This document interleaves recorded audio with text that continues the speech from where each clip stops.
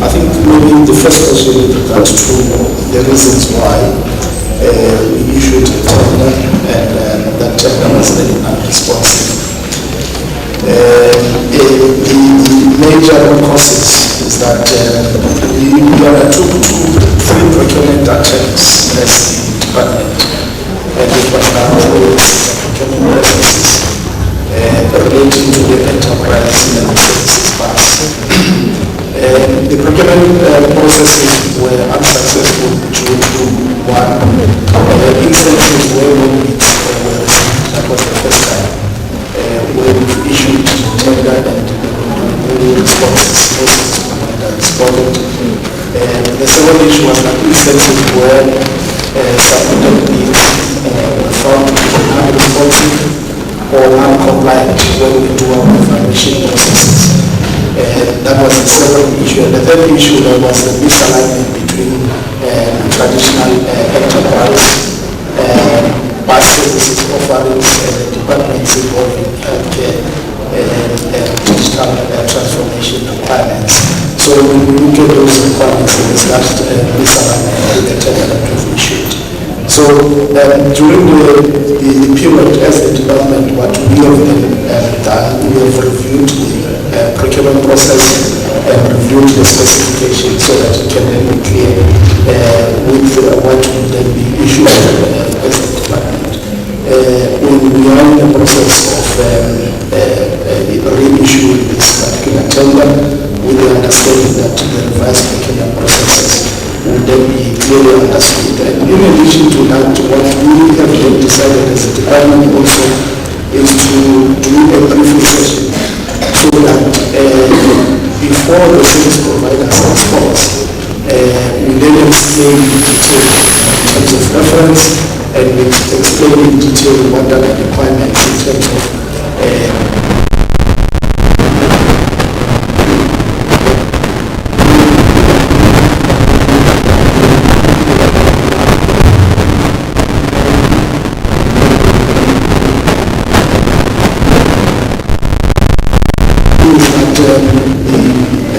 before the end of June, we would have issued this particular tender so that in the next 3 months we will be able to evaluate and exit that was with regard to the question. With regard to the determination test and return voting process, as a plan, we identify that there are issues that relate to non-compliance of SCOPA processes. The internal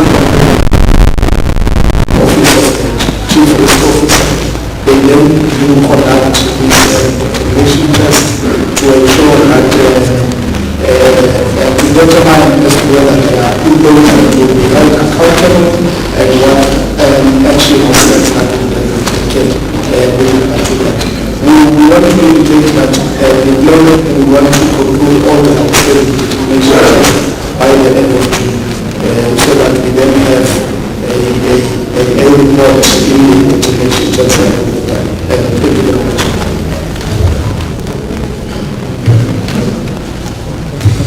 Thank you very much. Thank you very much.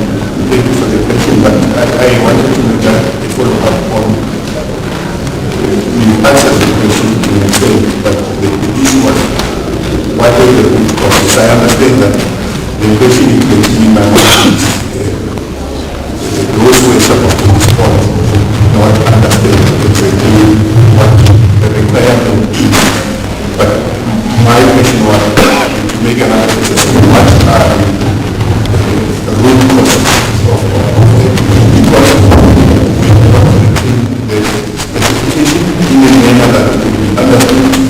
or is it because the other side you don't understand what you're talking about? And that can be either can be anticipated as a Yeah, I think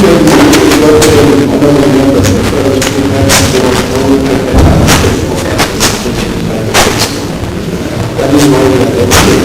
When we advertise, before we advertise, we make a session so that we take the members through the document.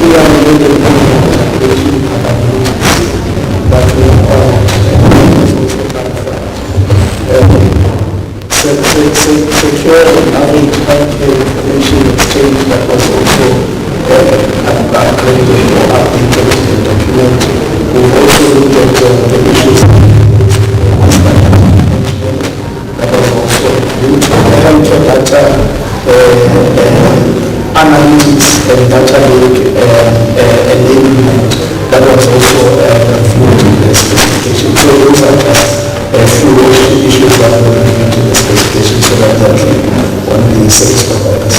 Thank you very much.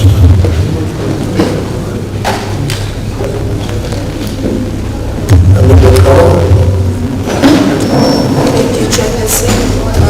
Greetings to the Honorable Chair, Speaker, Honorable MC, members of the committee, colleagues, and the people of Mokali City. Chairperson, the resolution required a report detailing the effectiveness of mitigation reduction, and the department provided a description of a phased implementation that is still in its early stages.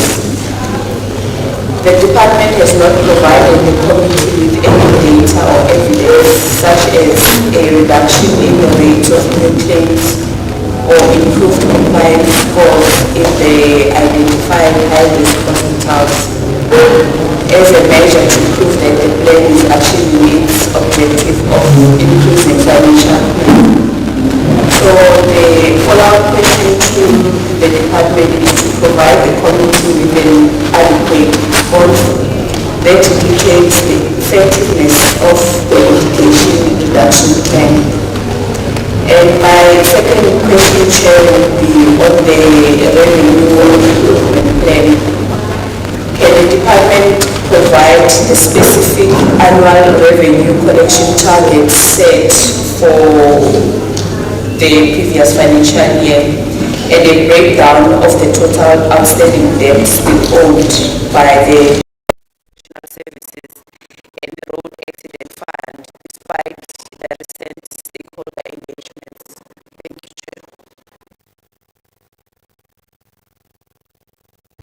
Can you please respond?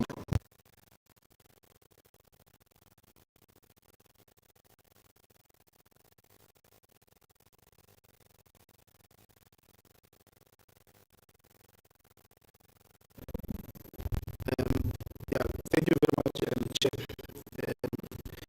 With regards to the strategies of the effectiveness of the strategy that is implemented by legal services to reduce litigation, is that if you look at from 2019 to 2020, the number of cases that we had was 3,160 cases, which translated into a contingent liability of 24 billion. Now, if you then look at the 23-24 financial year, those cases reduced to 1,151, with a reduction of the contingent liability of 13.2 billion. Remember, we're coming from 24.7 billion. Now it's 13.2 billion. In the 24-25 financial year, which is the year under review, we closed the year with 664 cases. Remember, we had 3,300 cases. Now it's 664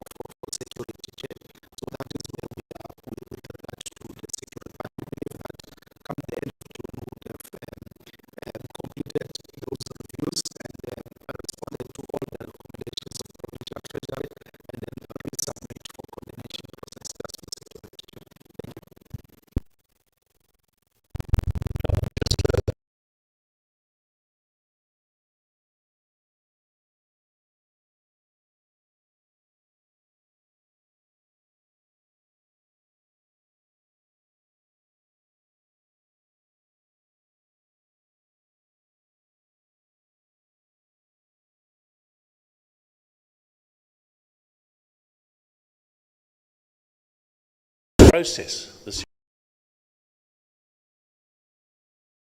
proxy for corruption. And if you do not dig into that and do the investigations and hold people to account, it's theoretically possible that we're losing, I see the MEC is not here, and also maybe the MEC, to hold officials to account in terms of processing irregular expenditure.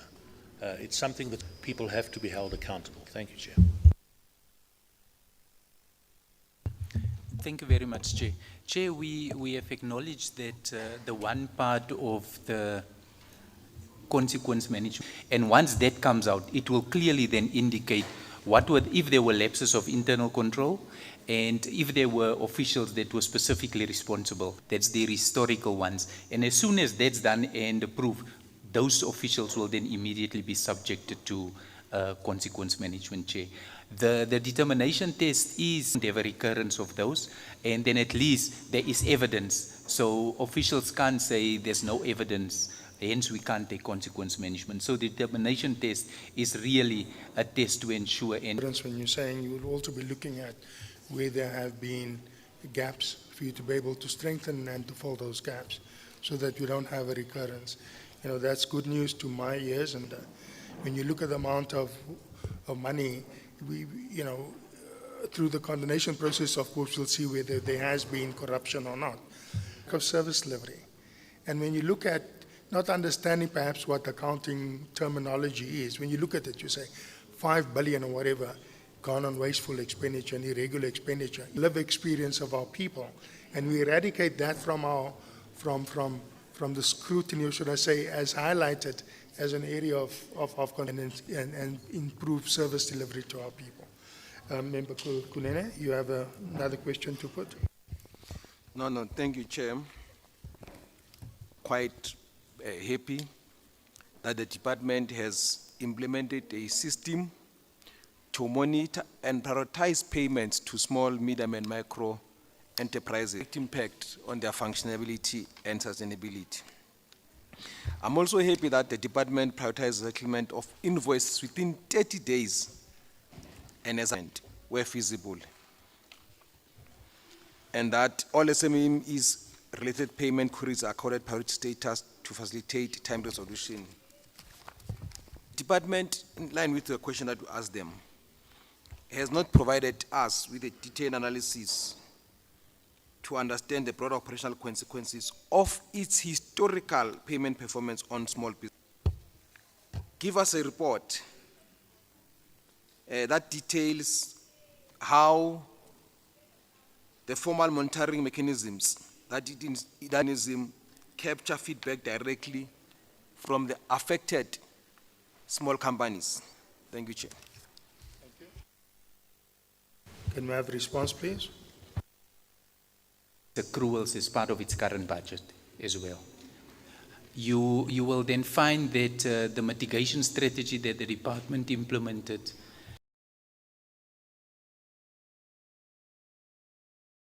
and then also we're paying 70% of the current. But one way or another, Chair, the one will suffer. And part of the strategy was also last Friday, MEC had convened an engagement with all service things better in the department. We do need to do it with greater efficiency, and we also need to ensure value for money so that we can create savings. Areas where there's, despite the aggressive campaign that we have done on recruitment, Chair, we have realized some underspending in the last financial year.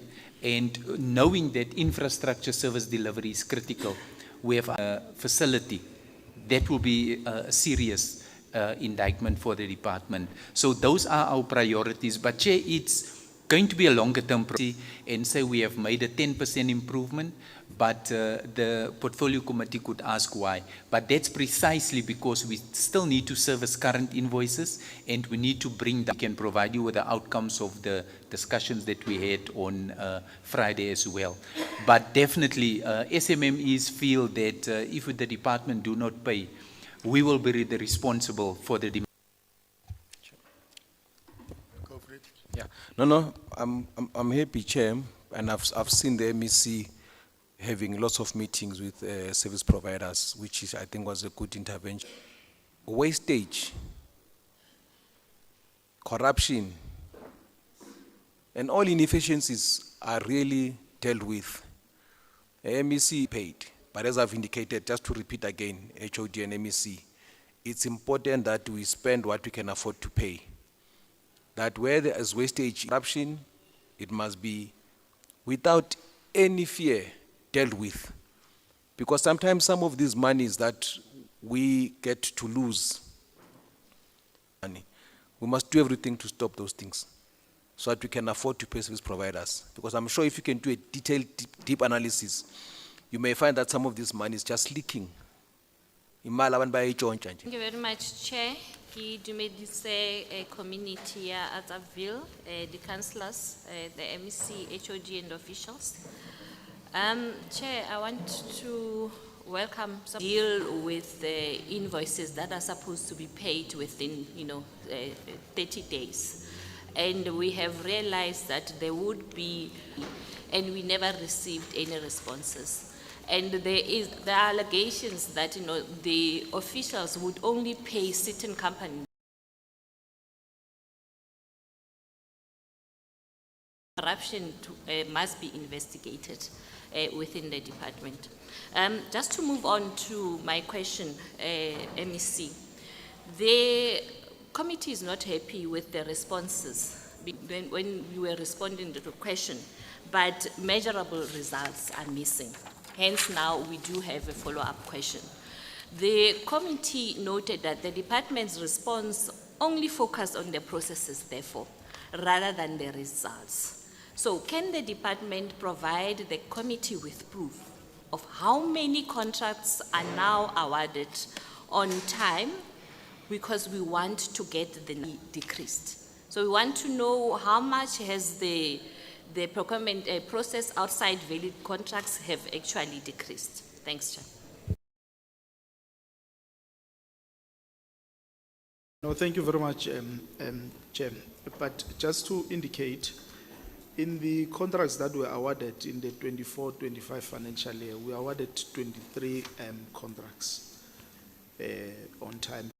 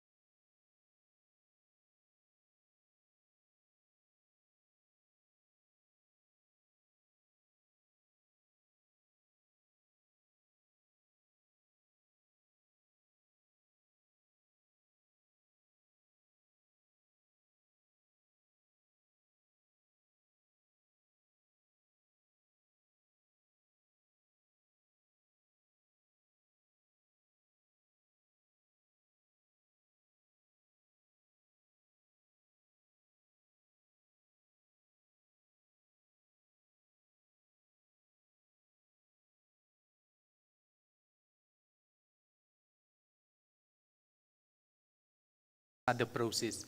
But Chair, you know what, with the staff that's at below level 12, depending on which level are involved, the nation tests are being done. We should be in a position to start the process.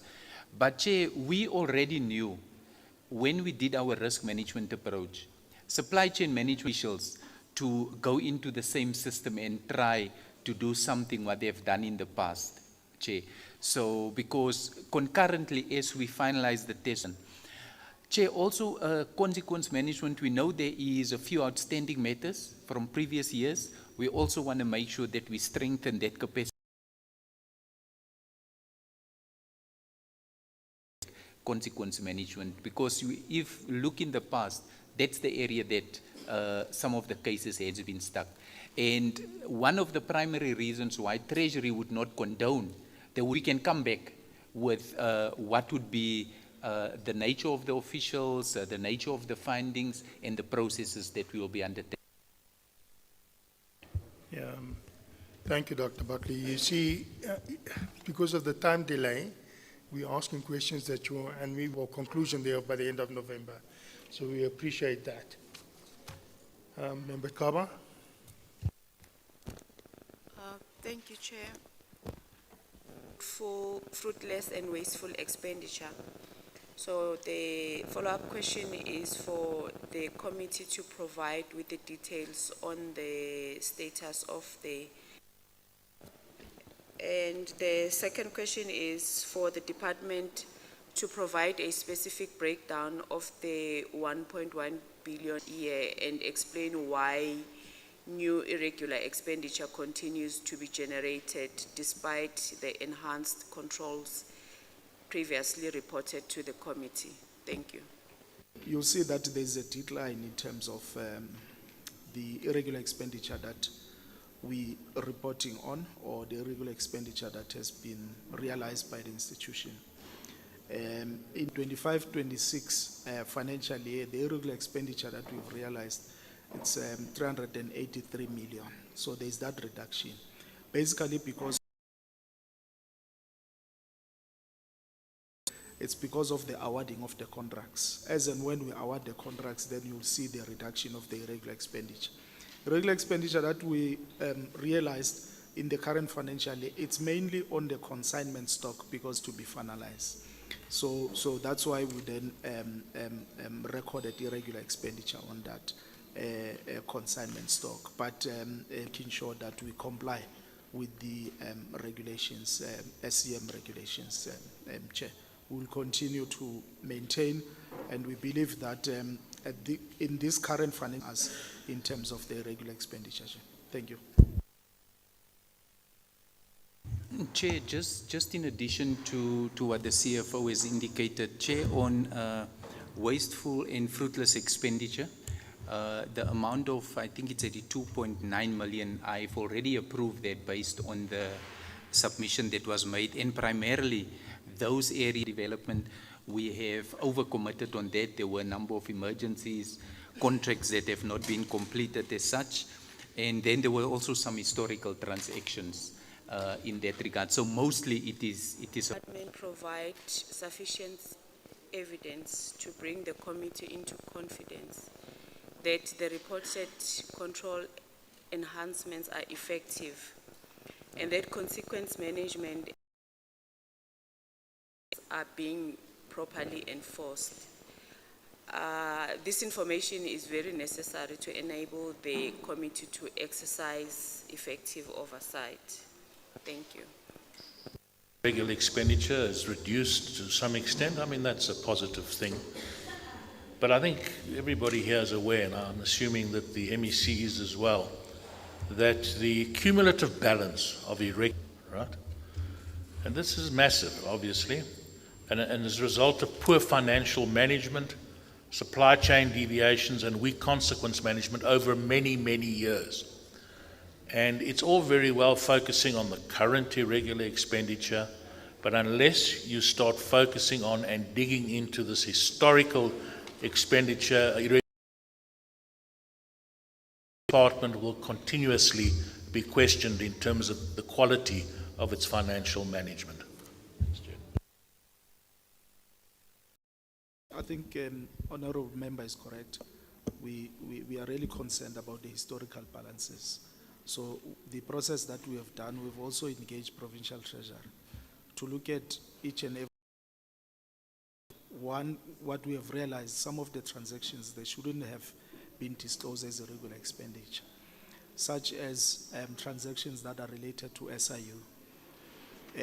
Once SIU takes over, that related to the COVID, you don't have it as an irregular expenditure, because SIU will complete those processes and indicate whether there's recoverability and so forth. They will do it on their side. But in the previous years, the department disclosed that as a regular expenditure. So we've written to Provincial Treasury, and they have then advised items, we need to remove them as a regular expenditure because SIU is dealing with those items. And some of the items are historical, as you indicating, they're relating to when health was.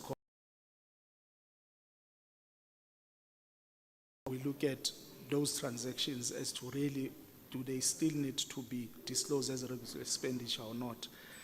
Because most of those transactions, we don't have documentation, because is that you must support your condonation with documentation. So if you don't have documentation, you can't do a condonation test. So our letter to Provincial Treasury, I know that they are seeking advice also from National, so that how do we deal with those items. But the ones that we know that are regular expenditure, they were then mentioned by Auditor General, we are then applying for condonation. One big contract, it was the security. Then targeted that one to make sure that we submit the condonation. Unfortunately, condonation was not approved, but we are addressing the issues that Provincial Treasury has raised. So we believe that we will then push the other condonation. It is in our plan, Honourable Member. Thank you very much.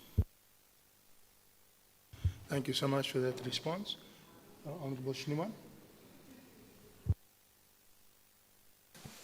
Thanks very much, Chair.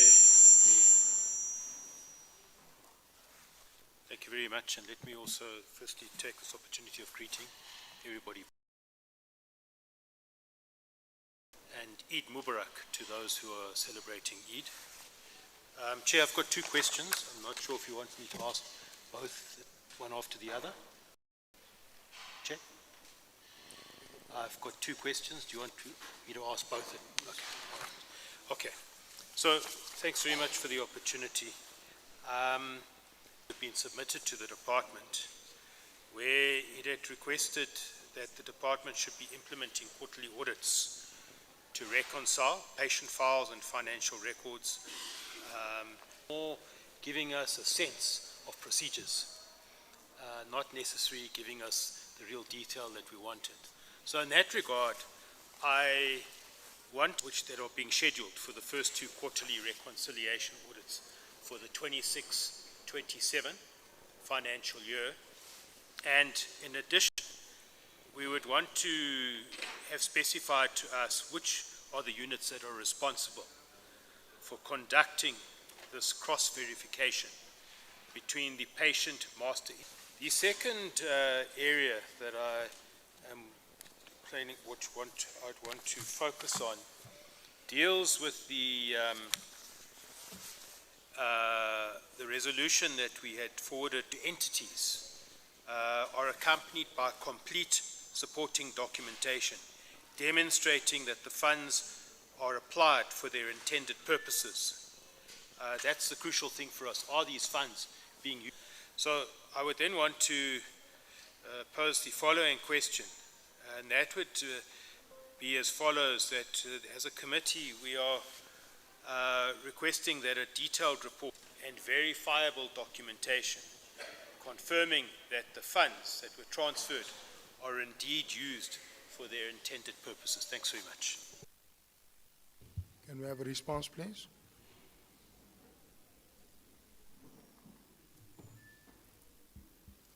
Yeah. Chair, perhaps maybe on the... we do provide financial oversight visits per funded NPO throughout the financial year, and repeated visits are informed by prior findings, if there were any findings of non-compliance of the service level agreement by the specific NPO. May be invited to join the central office team for collaborative interventions. And just in addition, the monitoring is going to add is that this is what really the Auditor General will really audit. Look at the SLA, whether we did conduct this monthly, or we have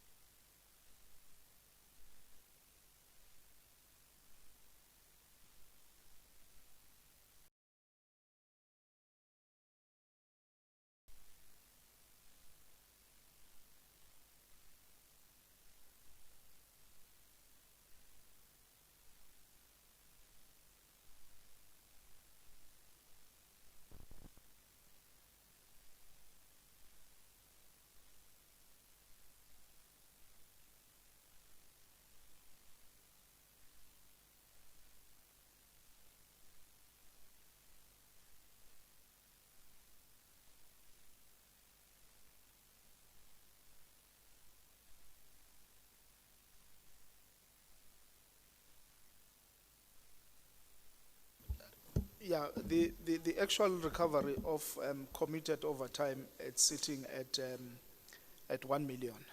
And the department is in a process. Thank you. Member Kunene?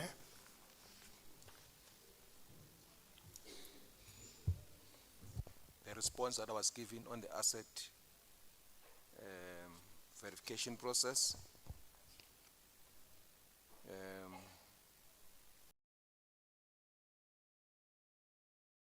The sheer scale of assets under its management took a correct decision to have an automated asset management system. And to ensure real-time capturing of asset information.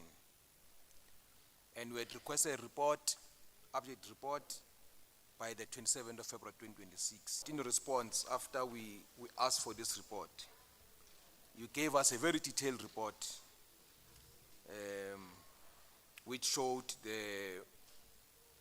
and that in terms of your plan, you were supposed to go live on the 1st of March 2026.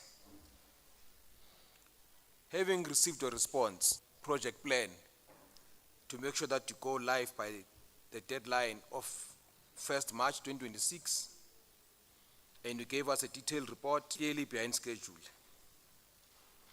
And system sign off. The department is not yet in a position to demonstrate. The department is not yet in a position to demonstrate the real-time capturing of asset information as required by the committee. The acceptance testing and the end-user training from commencing in February 2026. You must also provide us date for going live, supported by a detailed project recovery plan and updated implementation timelines. Thank you, Chair. System was mainly because of the timing. It was just towards the end of the current financial year, and having to report to the Auditor General utilizing that system. As we all know, a new system, there will be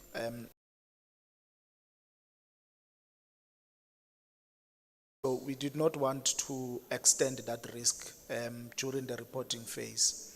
We then took a decision that perhaps maybe let's move forward the implementation of that since and looking at as well the data integrity of what will be reporting to the Auditor General, as well as some of the audit related challenges. The user acceptance sign off, it is planned to be the 2nd of June, which is next week.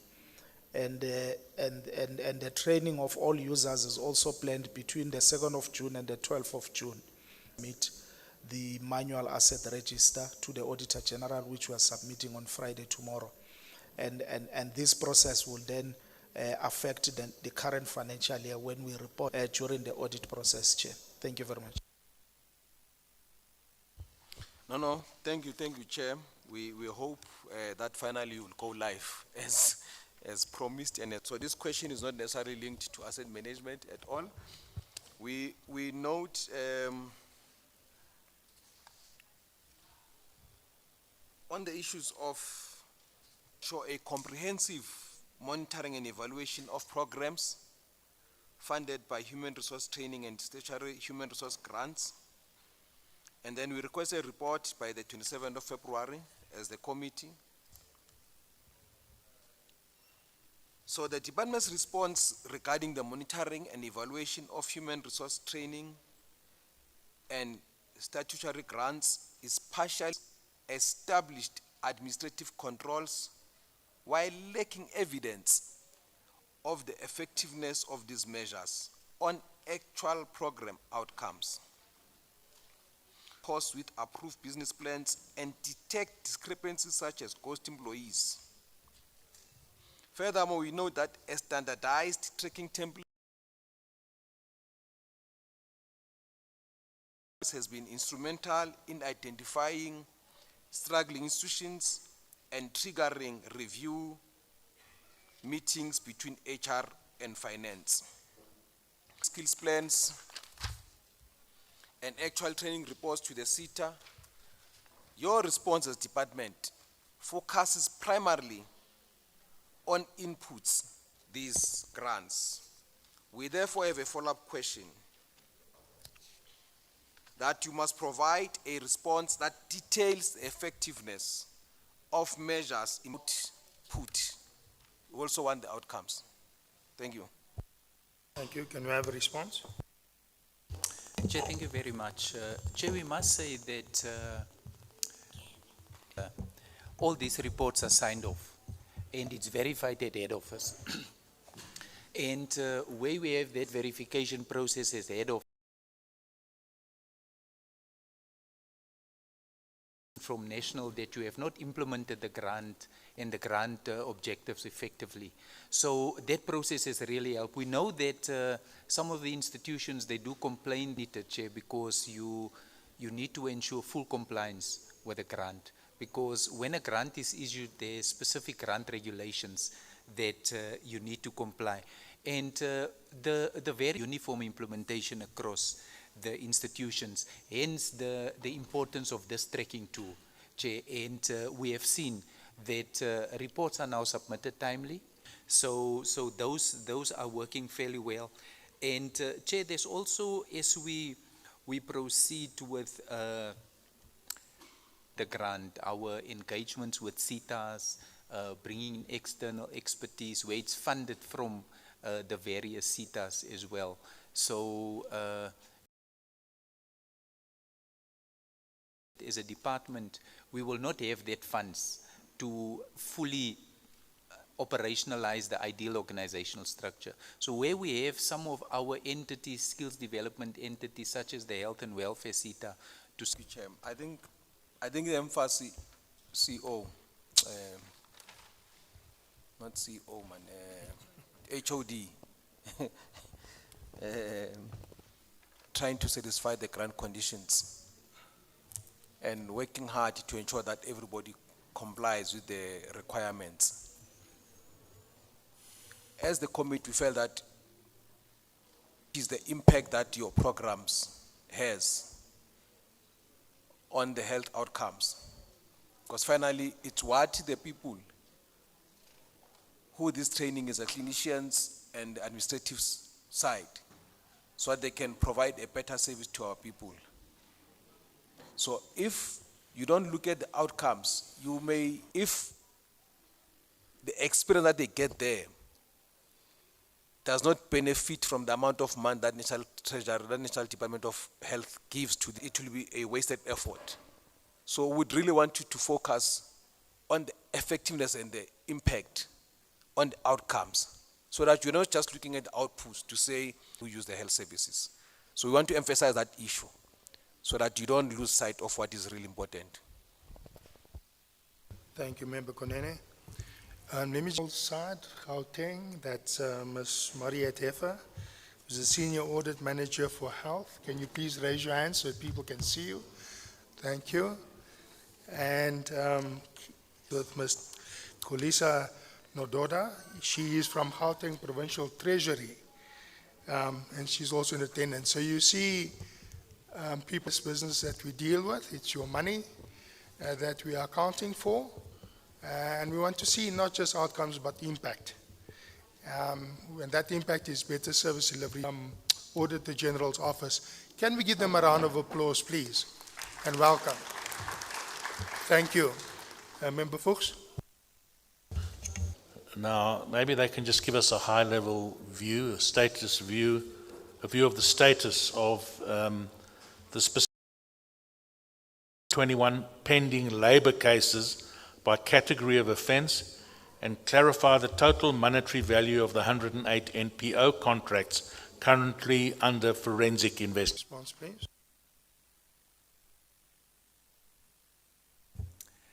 Chair, thank you very much. Chair, the report that we have shared with you is 42 relates to that, 30 relates to theft, and about 23 relate is 30, assault is 12, bribe is 3, and then also there's a misuse of state vehicle that's at 11.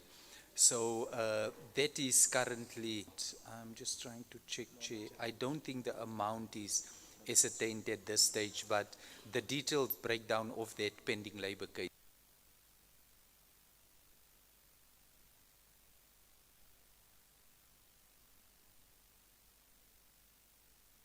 Chair. So the department was requested to provide the committee with a detailed progress report on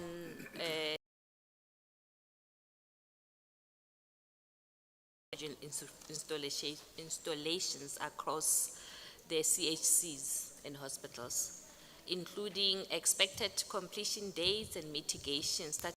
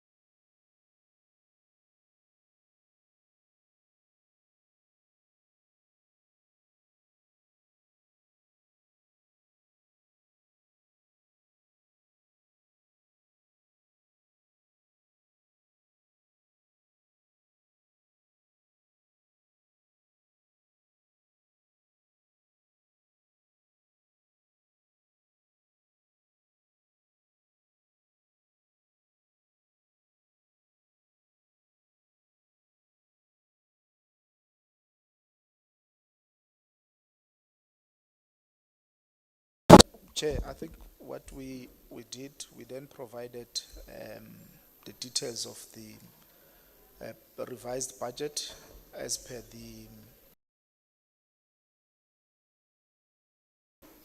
we then provided in terms of each program, how much each program will then cost in relation to the revised structure. If you look at structure, Chair, thank you very much. Chair, that was just the figures from the CFO. But Chair, I can say that the department and the Office of the Premier, we have established a technical compulsory budget cuts in the process. And once you have compulsory budget cuts, you need to reduce your head count. And with that, Chair, we can safely say that the 5 district health services, the EMS, your medical forensics, but also your College of Nursing, but then cook, freeze, and laundry services. Chair, we know that in the last, the impact of the organizational structure, Chair, means that some of the positions that are contract positions, we had to extend. You can't fill it permanently. It means some of the medical officers that you have in the available, we'll fill it on a more substantive basis. In the clinics, yes, we are confronted with severe capacity constraints. We are also confronted now from various sectors of society. It was 24 hours, your human resources is more. We are also sitting with the provincialization of health services that we must deal with and find funds in our budget. But Chair, for now, not to destabilize organization hospitals, to create stability and fill them on a more permanent basis. But all the contracts that was currently in place from the previous year, we have extended. I want to make sure, Chair, that as we build the capacity in the department, there shouldn't be overcapacitation of administrative and undermine the clinical functions and vice versa as well. So that process is underway. I see the structures has been shared with MEC as well through the Office of the Premier. We are in the end of Q1, which is at the end of June. But my sense, Chair, it could go up until the end of July, because you want to include with the technical task team. It's now a process that receives dedicated attention on that, Chair. Thanks. Thank you so much.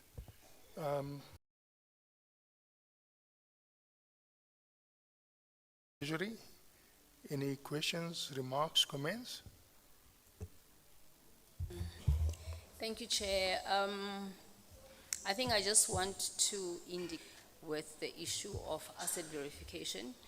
We have agreed with the CFO that we will lend some of our people to assist, so the assets under investigation. Thank you, Chair. Thank you. And from the Auditor General's Office, any comments or questions? Nothing. And thanks. MEC, that brings us to the end of our questions, and we appreciate the answers. It gives us a lot of solace.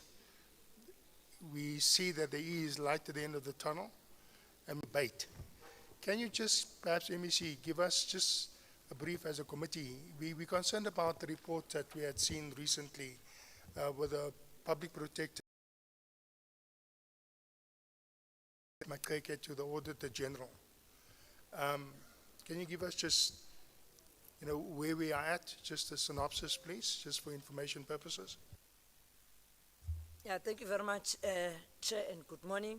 Progress that has been made. In fact, already 3 wards are ready to be occupied by August. It's just that the timelines from DBSA, there was a time they would have moved, the work is completed. So even yesterday we had gone and checked and verified 3 wards are ready. They are just waiting for furniture. And through the nature of what will have happened there are concerns that are being raised that in fact almost all our hospitals are not fire safe. That portion that was affected by fire is almost complete, Chair. And I'm sure maybe as SCOPA you do oversight visits to hand over the site back to the department by end of October. So a lot of progress has been made. I suspect the report was delayed. Even the types of monies they are mentioning there, we're hoping that those 200 lost beds will have been recouped, meaning they were lost because they had to outsource to other facilities, the oncology services. It's a positive note, Chair. It's not that bad as it sounds. It is a great story that I must tell you, and it's very exciting. Thank you very much, Chair.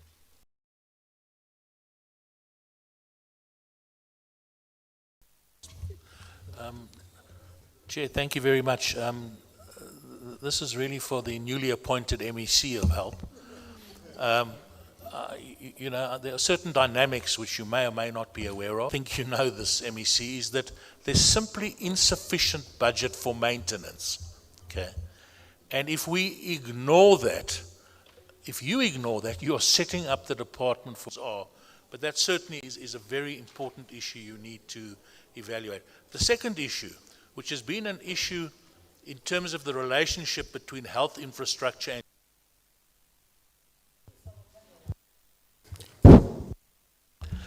it's given to DID to implement, and health infrastructure sits back.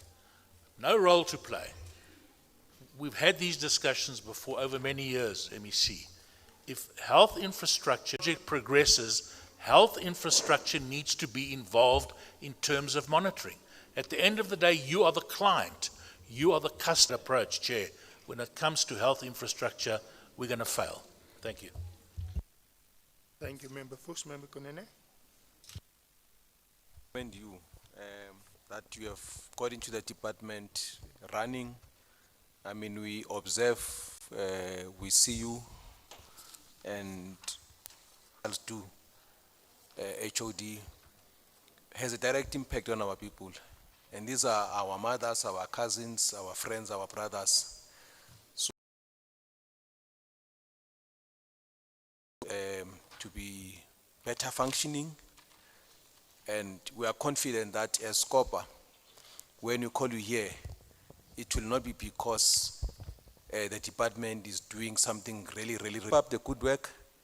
We expect you, as per your record, to really continue making people of Gauteng comfortable. And I think from my side, the comment I wanted to make is we've seen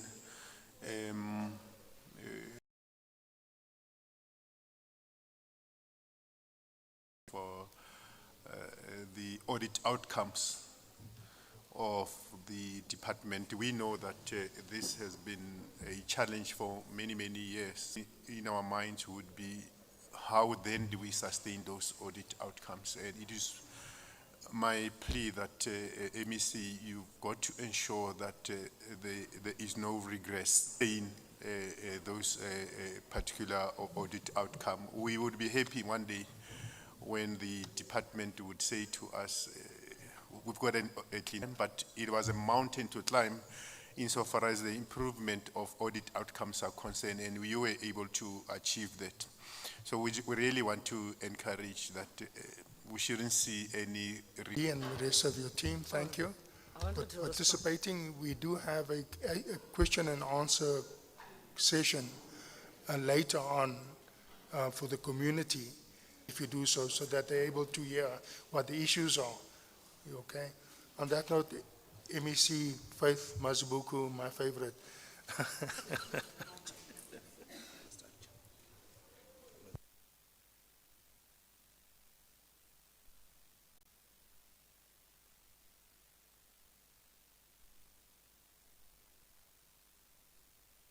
Thank you. That was a brief intercession, an interruption. Thank you so much for your participation and for your understanding. But you can now say what you'd like to say, MEC. What member Fugh is raising is true. Now the challenge is we have, and as a result, the current situation is that because most of them, they are used by many people, keeping up with maintaining, we could just use the stick and produce a new hospital. Unfortunately, we are not able to do that. Also on the issue of keeping, that is why some of the projects were taken to DBSA.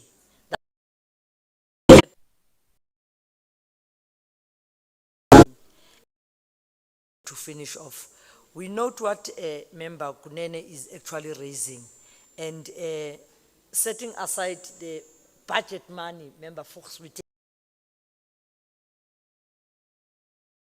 of these many unnecessary things.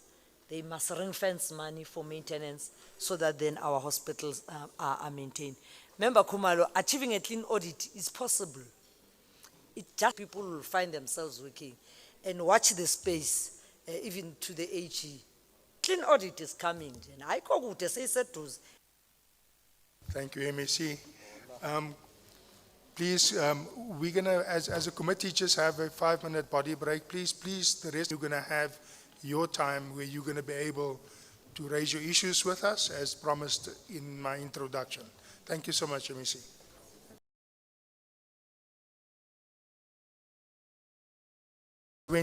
Almost 20 past, it's 18 minutes past. Can we be back by 23 minutes past 12, please?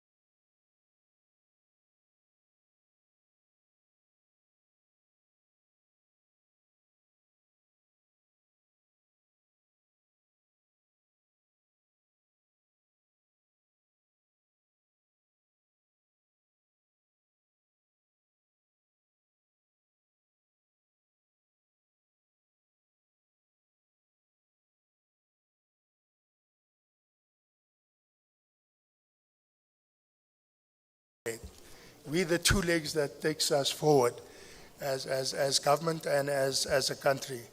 So without further ado, welcome here once more, MEC. We will be asking you some questions. Of course, it emanates from resolutions that were passed by the House subsequent to the Auditor General's report. And you had an opportunity to answer questions, those resolutions. And this is just a follow-up on those resolutions that the committee weren't happy with. So without any further ado, I'm going to hand over to Dr. Moodey to ask your first question. Thank you very much, Chair. Welcome, MEC and the officials. Chair, the issues that go before us, they go to the heart of financial discipline, legal risk, and institutional accountability. The committee has repeatedly raised concerns about litigation exposure, delays in coordination with the Department of Health, and the absence of enforceable frameworks. So despite prior resolutions, programs remains unclear and in some instances inadequate. Today we expect clear, time-bound answers, not just process descriptions, but evidence of results and accountability. So, Chair, the first question was on the litigation reduction plan. What specific changes have been made to the litigation reduction plan to address root causes of recurring disputes, not just individual cases? How will the department demonstrate with measurable indicators that these changes are actually reducing litigation risk going forward? The second question, Chair, is on the financial coordination mechanism. Given that the service delivery agreement remains unsigned, what concrete interim mechanisms are currently ensuring timely payment of litigation-related claims with the Department of Health?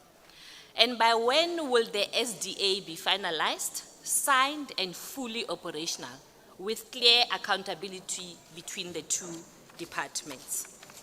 The next one, Chair, is on the systemic risk and institutional accountability. Without a legally binding SDA, the committee notes that systemic payment failures persist. Who is currently accountable when payments are delayed or claims are escalated? What immediate steps are being taken to close this governance gap before further financial exposure occurs? Thanks, Chair. Thank you. Can we get the response, please? We will ask questions and ask responses immediately after those questions. Thanks.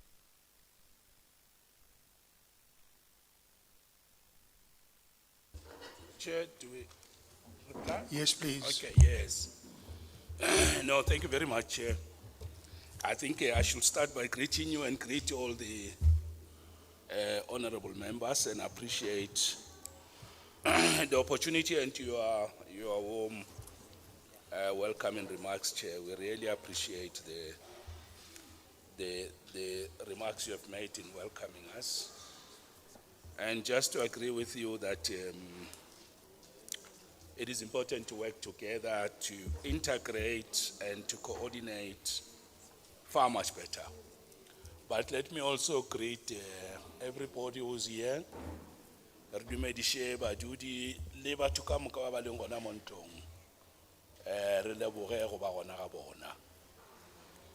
Now, on the questions that have been asked, I think let me ask the accounting officer without much ado and the team to provide answers if there's a need, Chair. I will ask you that I come back, but I think at this point the accounting officer is here. HOD.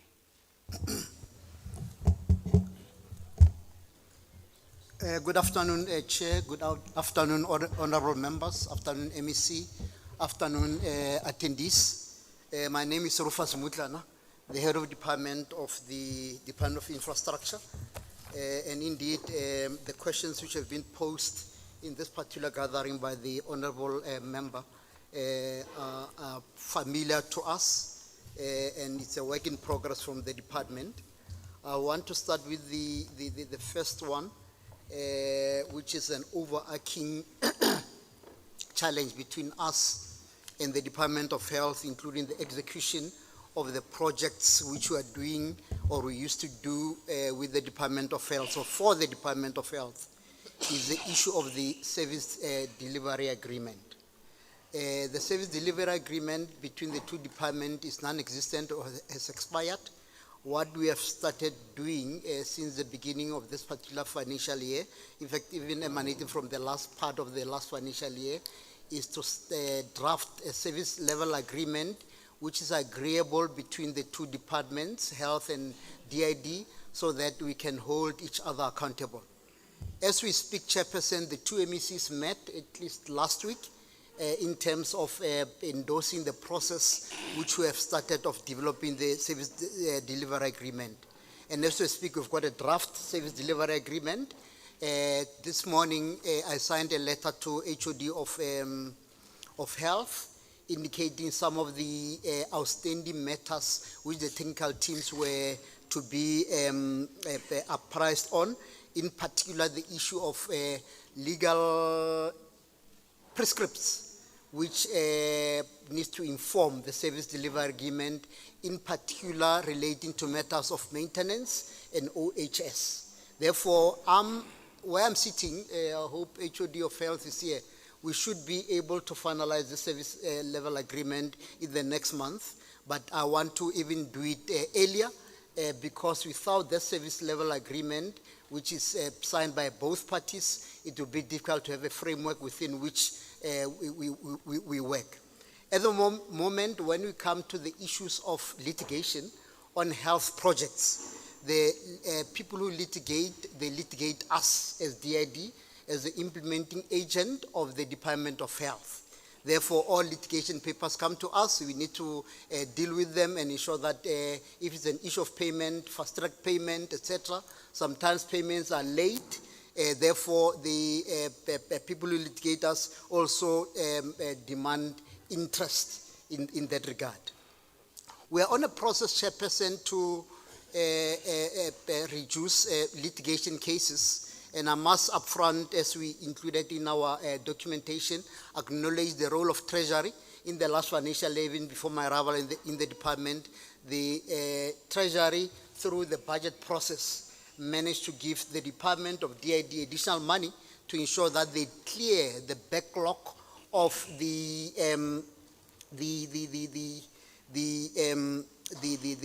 backlog of the litigation cases, including cases which have been imposed on us on matters of interest.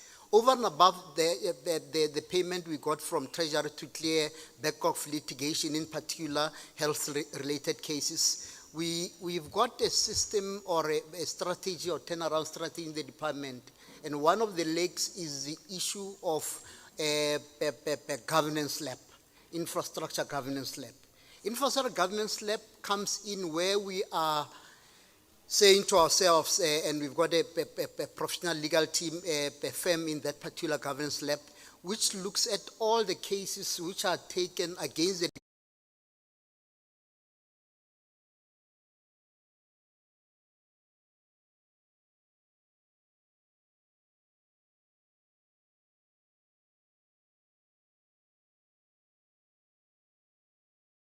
ensure that we resolve all these outstanding payments and settle the debts even before they go to court, because when they go to court, there are double payments we are doing. It's over and above the paying what we owe.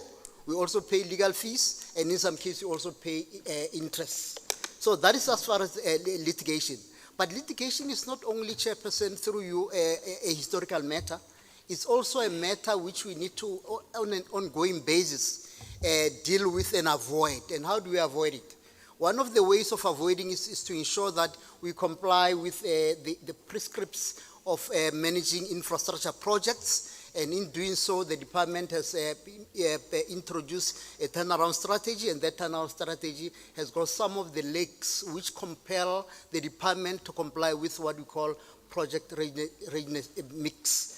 Which has been automated and helps the department, including project managers, to track the performance not only of the contractors, but also the performance of the PSPs. And we are hopeful, Chairperson, that that particular turnaround strategy and pillars is going to add value in making sure that we reduce litigation, because I normally tell my team that litigation cases starts from procurement. If your procurement is not done right, you are appointing contractors who don't have capacity, they are not professional, etc. Ultimately, you're going to have a litigation case because they're going to fail you throughout the way. Therefore, the whole litigation is not at the tail end, but at the beginning of the contracting. And in fact, even procurement is even late. It comes from the mandate we receive from the user department to specify exactly what they want, because in some cases, some of our projects stall, given the fact that after we have gone on procurement, the user department add additional requirements to the scope of work. So that should be avoided all the time, because it delays the project and ultimately it leads to litigation. There are also, Chairperson, which I'll allow maybe CFO to talk to, matters of systemic payment challenges within the system. We know that all the monies which we use for implementing projects on behalf of user departments are allocated by the departments, but we are given letters of commitment, but when it comes to payment, it's another process which the CFO will explain, and it takes a little bit of time. And once it takes time, it puts pressure on the DID, because we are the contracting party with the contractors, and we are the party which needs to make sure that the contractors are paid based on the work which they have done. Chairperson, I can also indicate that as of the end of April, if not March, CFO can confirm the date, as a department, we are almost at 98% of our payments, therefore we are on par with the payment. Even if you look at our annual report, which is still in a draft now, we indicated in our annual report that we honored payments within 30 days. I think we went up to 99%. The only area where we were below 99%, I think we were about 95, if not 96%, are payments which were paid directly from the user departments. Let me pause here, Chairperson, and hand over to the CFO on the payment system and payment issues. Thank you. If you allow, Chair. Thank you, Honorable Chair, and good afternoon, Honorable Chair and members, MEC and HOD and the public. Yes, indeed, what we have done with regards to the issues of the payment is that we have tried to separate the two reports, because they've noted that in the main we depend on the client's department having to transfer funds to us. So what we've done was that we had a discussion with the provincial treasury to say when it comes to the issues of the 30 days payment, there must be a report that talks about DID related invoices. The reason being is that we are responsible for that particular budget which is voted to us, and then there must be another report that talks to the one for the client. The HOD has already indicated to say that with regards to the DID, we're currently sitting at 98%, meaning that for the year under review, we've tried to comply with what we're supposed to do with regards to the payment.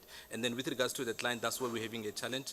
But to add on that, we're having a bilateral meeting with the client department so that we can be able to ensure that we expedite the process of ensuring that they transfer funds to us on time. So with regards to that, in a nutshell, it just means that for DID-related payments, we are paying on time. Is that the one for the client? We're trying to resolve it through the bilateral meeting that we're having with them. Thank you. Okay, please. Sorry about that, honorable members. So the question for me, part of it was, what exactly concretely can we put on the table to demonstrate that we are reducing and we are attending to the problems of litigation as it relates particularly to the Department of Health. So I just wanted to ask that question as follows, that one of the best examples to indicate that we are reducing litigation problems and also addressing it, even to improve further. The best example for me, since I came in, we found this case that was involving, I might just subject to correction, about 12 companies that were in litigation with the department about what is called occupation and health safety problems that were there. And I think the amount of money was almost around 200 million or so. 200 million they were litigating. Almost each one of them was, not all of them, but almost each one of them had a legal process that they were put into to fight with the department. So it was such a big issue. It has started over some years. I think it's a litigation that has been going on for almost 5 years without being resolved. We had to focus on that matter. As I'm speaking to you today, the governance lab helped us to resolve that issue. We have paid all of them, those companies. There was a case that was, I think, very well known of Maru, 11 others, and the department, which was all over the place. We have resolved that matter. They have been paid. Treasury gave us the money, but we couldn't just pay. We had to ask them, give us evidence and proof that you had done work. That took a little bit long. I'm told this matter would have started in and around 2017. So there could still be one or, but as far as that matter is concerned, we have resolved it through the governance lab. I must say, Chair, this was one of the most difficult matters we have ever had to deal with. Now, lastly, the model that we are following now is if there are disputes or threats of litigation, we now follow the same approach by taking them to the governance lab and say, investigate the history of this invoice. What are the merits and demerits of the matter? Are we wrong or should we defend? So that model has proven to be working, and that's the model that we'll be following. The last point about the agreement with health, the service delivery agreement with health. We met with the MEC last week, Friday. We had our first meeting. The MEC has recently been appointed, as you know. We had to allow the MEC to settle in the department, and we had a bilateral meeting. The purpose of the bilateral meeting was to discuss the service delivery agreement. This is an agreement that, for lack of better words, says that we have got an official and formal relationship as an implementing agent. So that's where actually the department confirmed DID as its implementing agent. So as we speak, we have given the officials up to Friday, which is tomorrow, because we met on Friday, to finalize that issue. If we don't have this agreement, it means we don't have a formal relationship and engagement. And it's piecemeal, and it's not a properly governed relationship. So I just wish that I could place on record that we want the officials to finalize this matter tomorrow, because if we continue in any form without this agreement, we will be causing big governance problems and even causing more litigation, because we may not be able to pay anymore. So without it, actually, it means we're not an implementing agent. And that has been the case for, even before I came into the department, there was almost no service delivery agreement. So we have started with MEC Mazibuko to resolve that issue, and by tomorrow we hope to be there. Then we will know there's a formal, DID will have then been appointed as implementing agent of health. But the Premier as well has given a clear instruction that DID is the Department of Infrastructure for all departments in the province, and everybody must comply with that. So that's where we are. We're looking forward to tomorrow. We have a follow-up meeting with the MEC next week to finalize the service delivery agreement. Then we will be the implementing agent of health. So I just thought, let me add those 2 points, but otherwise, if there are follow-ups, we can take them up. Thank you, Chair. Member Masai. Thank you very much, Chair. MEC, let me welcome the response. I know that the MEC has been at pains in trying to resolve the SDA matter. In fact, I think at some point, I'm not sure now, I'm confusing the 2 committees, whether it was finance or SCOPA, We actually even urged the Premier to ensure that the two MECs resolve on the SDA. So it was SCOPA. So at least I'm happy that within a month, or you're saying by tomorrow, but I'm saying within a month, at least this matter will be resolved. It shows the decisive leadership. Yeah, so I'm happy about that. And I think it does demonstrate that, the department is capable of closing system gaps if the department is moving along that way. And also the fact that the department will now deliver on its own mandate, as the MEC has said. So the department must have that strength, and I think there is hope now.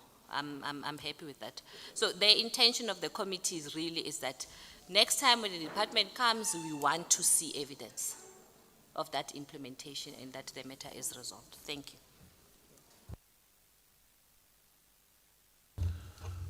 Chair, thank you very much. Can I just ask the MEC, how exactly is the service delivery agreement going to deal specifically with the problem of health making late payments to DID in the context of litigation?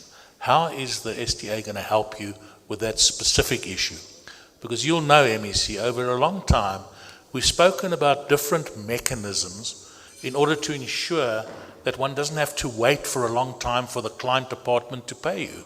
And I look here at the official from Treasury to find out why it is that we don't have an alternative mechanism to prevent these late payments. We spoke about ring fencing funds and all sorts of issues. Now, there might be legal impediments for that sort of thing. But to me, that would be an obvious place to look for a solution to this. In terms of our payment processes, you're only talking about the SDA, and I'm not sure how the SDA is going to assist us to deal with this specific issue. Thank you. Let me take this one, Chair. So 2 issues are important. One is that we have raised a concern with the department, with Treasury, they know, about the fact that when we are in the legislature adopting budgets, there's a printed booklet called Estimates of Capital Expenditure, ECD. And that booklet means the legislature will have voted budgets allocated to specific projects. And if there's to be a change, it can't happen at any time until the adjustment budget. And that is why we say, because our project readiness metric says, if a project is not in the ECD booklet, we must not touch that, we must not do it. Because it means the members of the legislature have not voted for that project.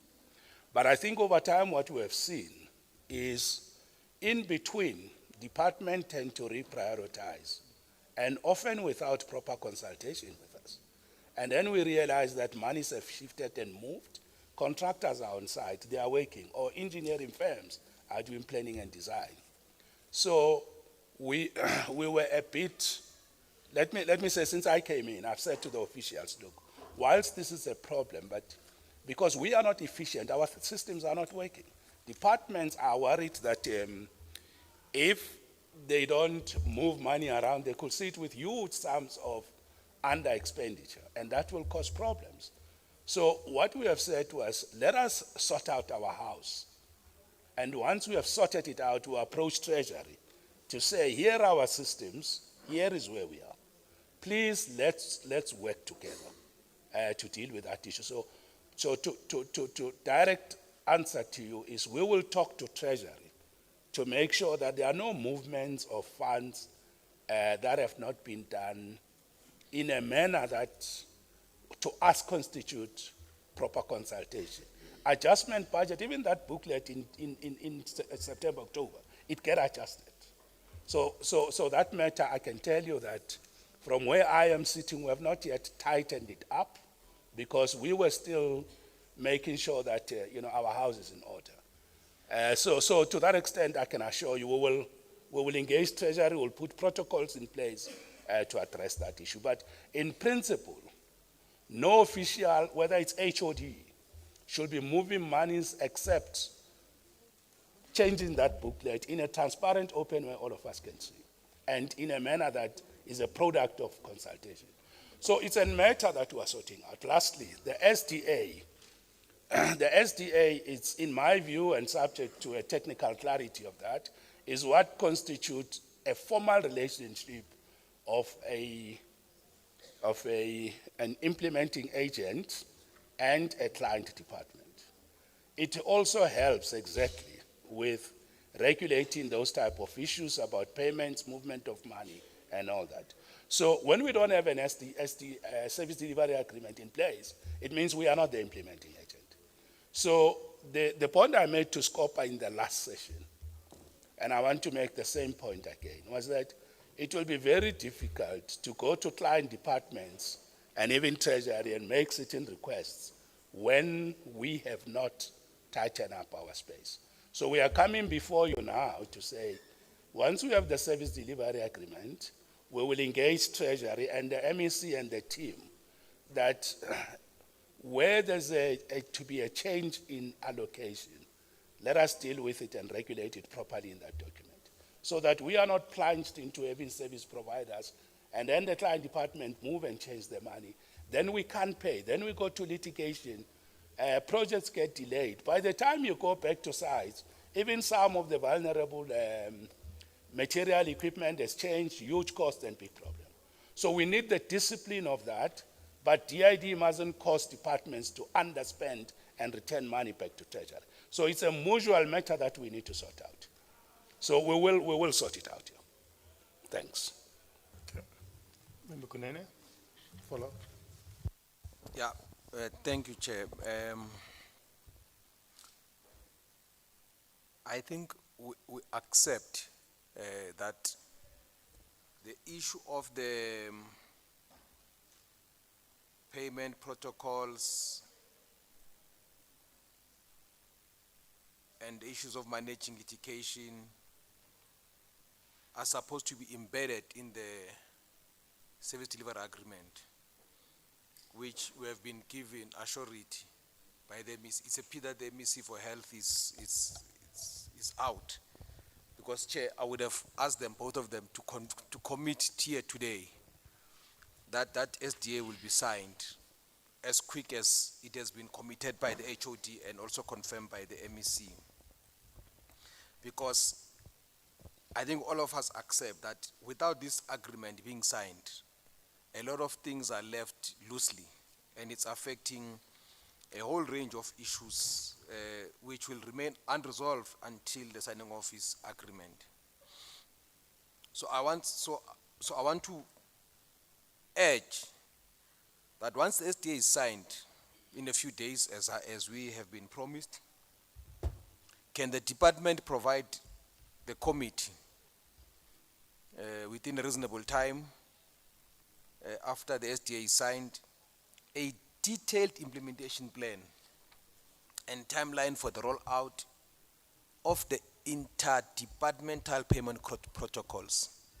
Because I want to assume that these will be embedded in the SDA. So we would want these protocols to be sent to us. Can also ensure that these key controls have been incorporated into the protocols to ensure that litigation-related payments are processed within the prescribed timelines. And also, may we ensure that the systems or reporting mechanisms that will be introduced to track payment requests, that there are reporting mechanisms to track payments, requests, approvals, and settlements between the two departments. So I'm not necessarily asking that they respond now, Chair, because I accept that these are supposed to be, and I want to assume, MEC, that this will be part of the agreement.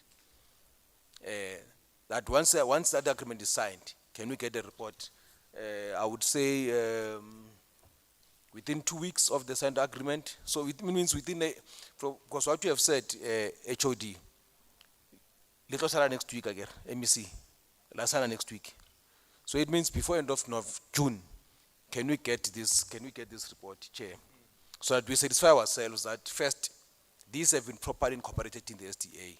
And then we can also satisfy ourselves that these are going to be managed through a signed protocol that can make all of us be at ease, that these things will not be continue happening. Thank you, Chair. Can we have a response, please? No, thank you very much, Chairperson, and thanks, Honorable Kunene. Indeed, once the SDA is signed, we'll make it available to the committee, and indeed, as indicated, by the end of June, we should have done everything, including the implementation plan and how it's going to be rolled out. And one of the areas which we have committed or has been proposed in the draft SDA, because we do have a draft, it's just waiting for it to be legally vetted. There's a reporting mechanism, obviously, to our executive authority. Therefore, the point is taken, and we will honor that particular commitment. Thank you. Thank you. Any follow-up questions? None? Member Kaba? Thank you, Chair. The department was requested to provide the committee with a report that detailed a breakdown of the legal matters settled using the 149 million from Treasury. It is noted that the department only accounted for 39 million already paid and 134 million being processed, which created a discrepancy when compared to the 149 million figure mentioned in the resolution. So can the department provide the committee with a progress report on how these settlements are being finalized to prevent further interest on legal costs? And what consequence management actions have been instituted against the responsible officials, and what are the outcomes of the process? Thank you.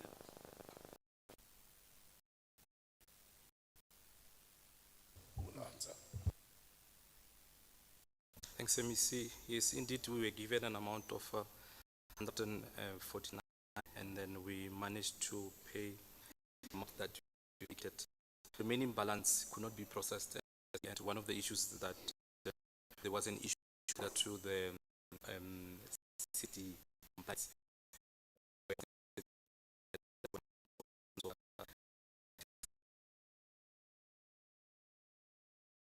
The fact that like DID, where the implementing agent of infrastructure, in their case they've got the mandate of ICT governance, therefore anything ICT in our historical matters, can you perhaps give us, monetary value of public funds that have been successfully recovered to date from compromised contractors or irregular administrative actions? And what legal or civil recovery processes are currently active to claw back the remaining outstanding balances? And I'll tell you why I'm asking that question. Because historically, a person would ask a question about what action is being taken against officials. And the blasé answer that you would get is that they're no longer in the employ of the department. And they'll specifically say the department, but that person could be employed somewhere else within the legislature, or even in another government department, nationally, or in another provincial province, or even in the private sector. And even if a person has passed on, there's nothing that precludes or excludes us as responsible governance to go after that particular monies that have been irregularly procured by those individuals or companies. Because ultimately, that money, there cannot be a continued enrichment at the expense of our people over there. And that is why I'm asking that question. No, thank you very much. Maybe the CFO will come with the numbers. That's why he's opening his laptop.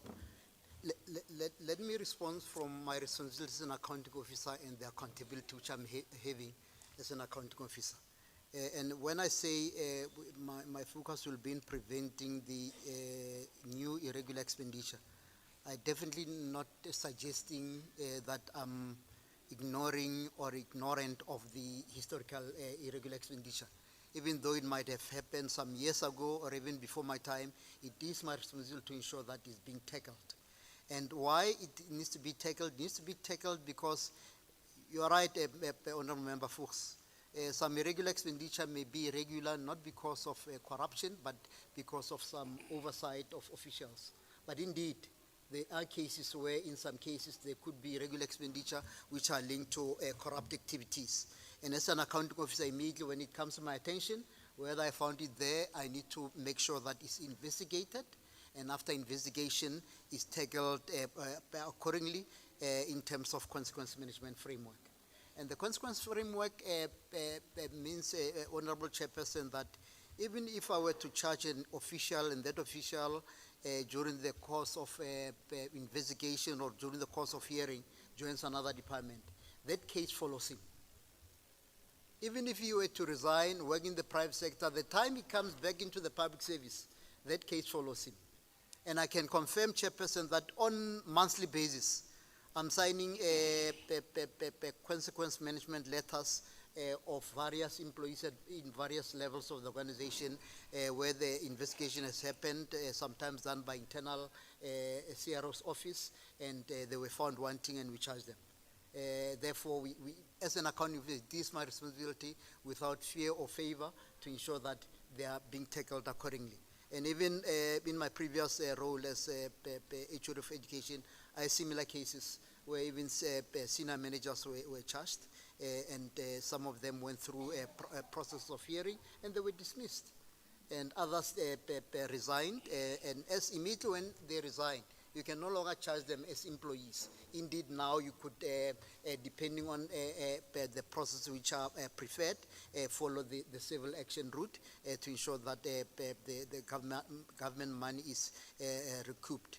But indeed, as DID, as of now, the historical challenges or irregular expenditure are under focus without fail, and then CFO will give the monetary value of all these irregular cases, in particular diagonal, but there may be others which are minor in nature, but every cent counts in government. It's not about millions, but also even rents. Let me pause here and maybe give over to the CFO in terms of the diagonal figures. Thanks, Chair, and thanks, HOD. Last year, we incurred, in terms of the amount of irregular expenditure, 137 million. To date, as we speak, we're currently sitting at 17 million with regards to the irregular expenditure. In terms of the 17 million, the 9 million related to Barcelona, and then the remaining balance related to 11 diagonal, meaning that as a department, there are some controls that we're putting in place to ensure that we can then be able to keep irregular expenditure compared to that year, which was the 2024-2025 vis-a-vis 2025-2026, where our irregular expenditure is currently sitting at 17 million. However, with regards to the historical balance, I think we are sitting above a billion. I think if the members can remember we had an issue with regards to Anglo-Ashanti, where the officials, I think, were taken through the process, and we have since received the report from the SIU, who are busy engaging provincial treasury in order for us to can then be able to granted condonement of regular expenditure with regards to the amount that was incurred as a result of Anglo-Ashanti. Thank you.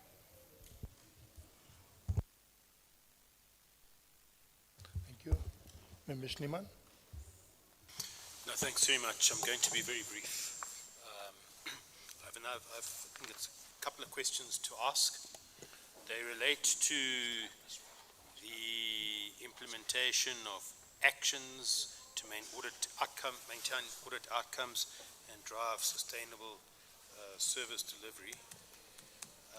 So in terms of the first particular area regarding plans implemented to strengthen and monitor the achievement of targets and ensure that budgets are spent aligned with actual service delivery for greater impact. The question that I would want to pose on this particular area in relation to the response that was given about bi-weekly performance meetings. If the department could explain to us how these bi-weekly performance meetings identify and resolve mismatches between financial expenditure and actual physical progress on infrastructure projects, particularly in cases where projects experience persistent delays. The second particular question and the focus area relates to the application of consequence management, where performance targets are set but are significantly underachieved or not achieved. And here the questions that I would want to pose are the following: that the department provide clear evidence demonstrating how consequence management is applied when performance targets are not achieved. Also specifically to indicate whether this has included measures such as withholding performance bonuses, initiating formal disciplinary proceedings, or enforcing structured performance improvement plans. Go to the next area, which relates to progress on whether all projects submitted by departments for implementation by infrastructure development are adequately funded, and whether funding is released in a timely manner. And here the questions I'd want to pose are as follows. The department presents a comprehensive and integrated financial strategy developed with client departments to ensure that all infrastructure projects are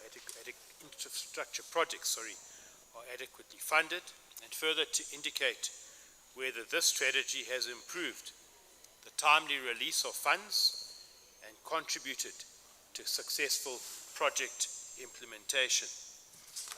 The last area relates to the implementation of audit action plans to improve service delivery, consequence management, and performance planning and reporting.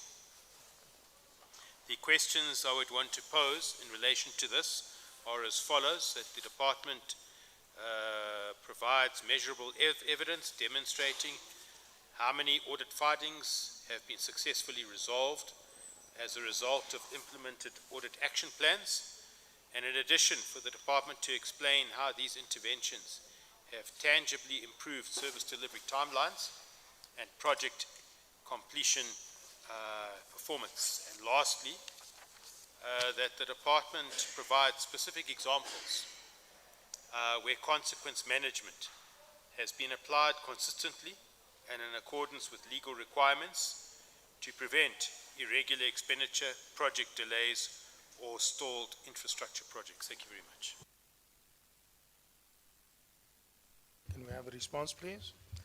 Thank you very much, Honorable Chairperson, and thanks, Honorable Snyman, for the questions. They are quite comprehensive. We hope we'll cover all of them. And in answering them, Chairperson, I'll have a four-person response team. I'll start in responding to some of them. CFO will come in, and I know our DDG Corporate Management also come in, and then Ntate Slepe, are you also coming in? Not necessarily. If necessary, yeah, Ntate Slepe will add. Let me start, Chairperson, by saying that indeed the service delivery is an orientation within the department which we have adopted. Let me put it that way. And in adopting this service delivery orientation, we are looking at outputs and outcomes ultimately from this department, which directly, and I want to underline the word directly, affect our citizens or society. And if we don't hold ourselves accountable first, without any external bodies, we won't succeed. And indeed, the driving force and the focus of the delivery, as applies to any other government department, is the issue of the annual performance plan. And the annual performance plan is a driving document and base documents which makes sure that our teams on bi-weekly basis, you mentioned, as contained in our documents, guides and helps us to monitor the program or progress we are making against the APP, and obviously in terms of the financial allocations.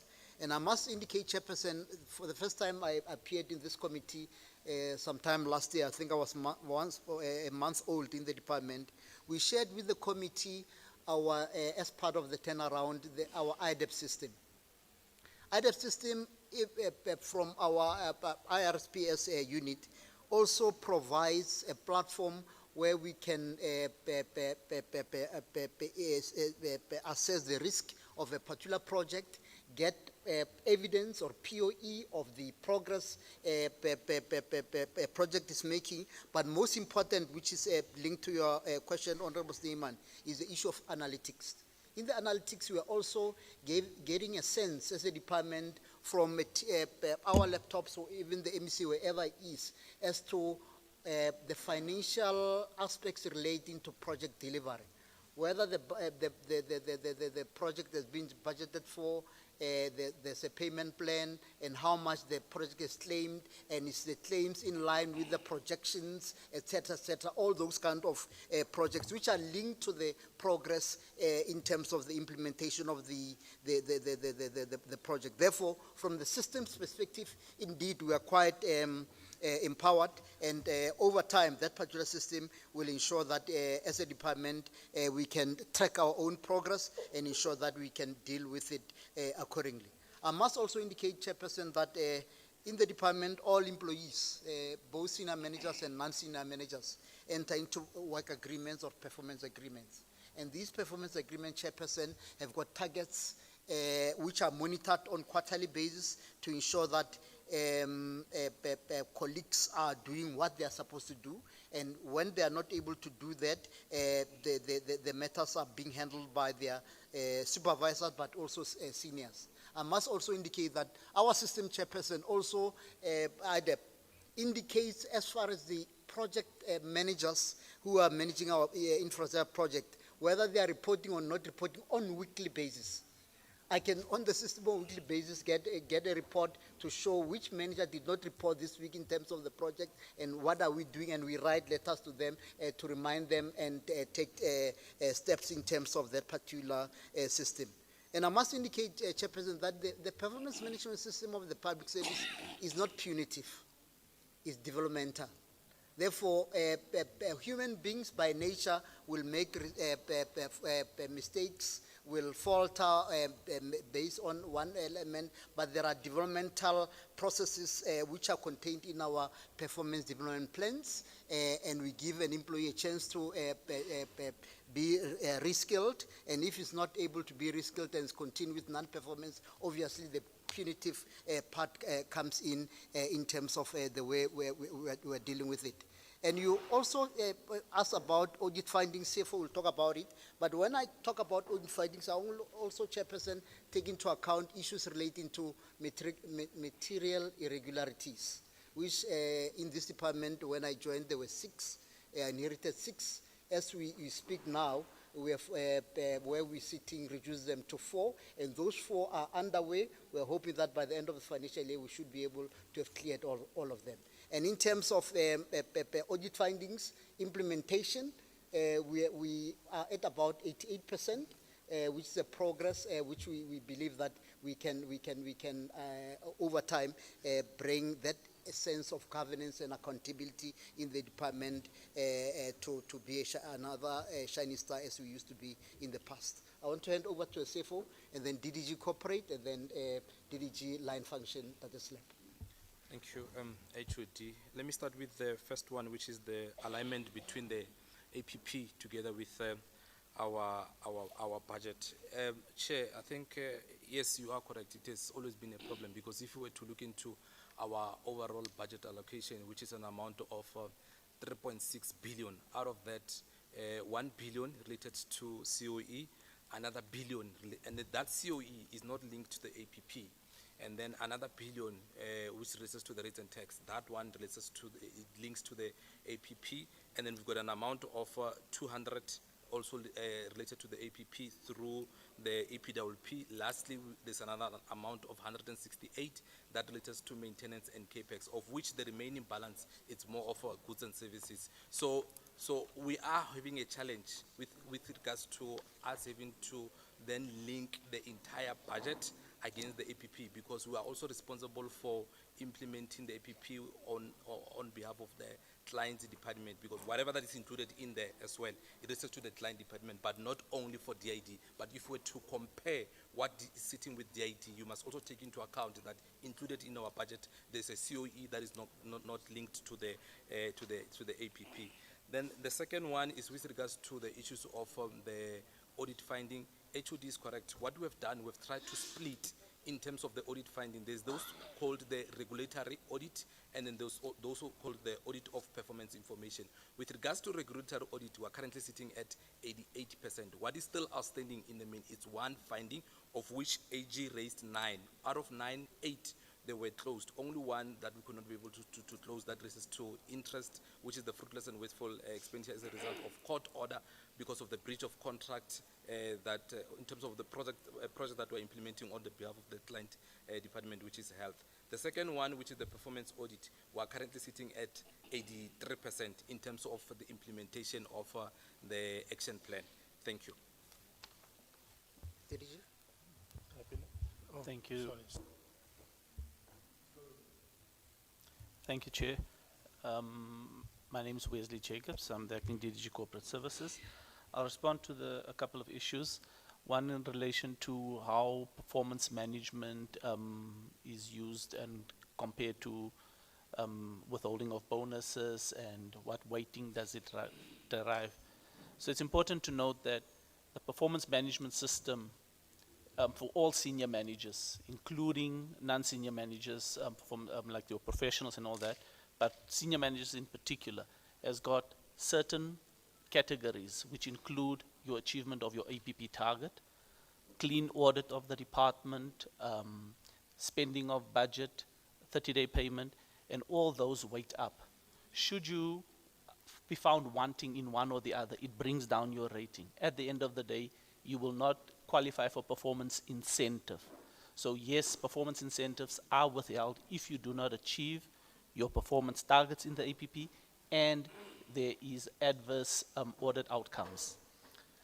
Regarding the issues of consequence management on irregular expenditure, maybe just to go back to the one that we had and the consistency thereof. As DID, we went through the issue of Anglo-Ashanti, the irregular expenditure that took place there. Through that process and the investigation that took place there, 4 very senior officials got dismissed, being an acting HOD, an acting CFO, a DDG, and a director, senior manager. So there's a level of consistency that's applied. Consequence management implemented to avoid project delays. I think the HOD spoke about our flash reports through the IDEP steering committee, but through this process, DID, in January and February, we handed over 2 projects, Restafal as well as WK Duplessis. In recent weeks as well, recent month, we've handed over Nansfield as well as Simunye. So through this process, there's been a concerted effort to make sure that the project delays and the bottlenecks there are unbottled and we are able to deliver. So thus far, 4 projects. Thank you very much, Honorable Chairperson, members and members of the community. Greetings. Chair, I just want to start on the issue of the ecosystem. This word, we use it a lot, and as well integration. Because project success, expenditure success, realization of those objectives, they are dependent on an ecosystem. Those interdependencies are very critical. And in there you'll find the client department, you'll find DID, you'll find the communities where projects are happening, you'll find municipalities who are approving authorities. All these stakeholders are critical for the success. Now, how do we deal with this? Like it has been explained, if you look in terms of our how we deal with the whole approach to the ecosystem. We focus on the systems that we have that deal with us internally. How do we look at our information? How do we monitor the projects? How do we monitor performance of people internally? That is us as an institution. But as well, there are pillars that deal with how do we relate with the stakeholders, how do we engage them. All those are critical for success. Issues of community disruptions, they are multifold, and it's very important to outline this. You'll have people who, because they don't have understanding of how they are going to benefit, they might explore ways that are not consistent with how we must engage. So from a stakeholder, and hence stakeholder management becomes critical to prevent. However, as well, you might have just criminal element that is opportunistic. Those we have arrangement and relations that we have through Prof Joint that supports, and as well we have the support of a task team from SAPS. These are things that ensure that from ensuring that, to ensure that expenditure is realized, you have to have that. The other key part of this is the planning component. Planning discipline is very critical for realization of funding, because we talked about funding strategy. To get funding, Treasury requires that you have certain portfolios of evidence, ability to demonstrate levels of readiness. Now, with the project readiness matrix that we follow, it allows you to go through those stages, and you only go to the next stage when you are ready and you have portfolio of evidence and it is tested. So that is very, very important, and it helps us in terms of dealing with that. But further to that, the department, you know, we have GIFA within our fold, fine above the normal funding mechanisms. In other areas, strategic areas, the department explores the use of GIFA or the partnership with GIFA, which is basically internal, to ensure that funds in the space outside government, they can be accessed. Thanks. Can I just have a follow-up? Because I think this matter is at the core, the questions that were asked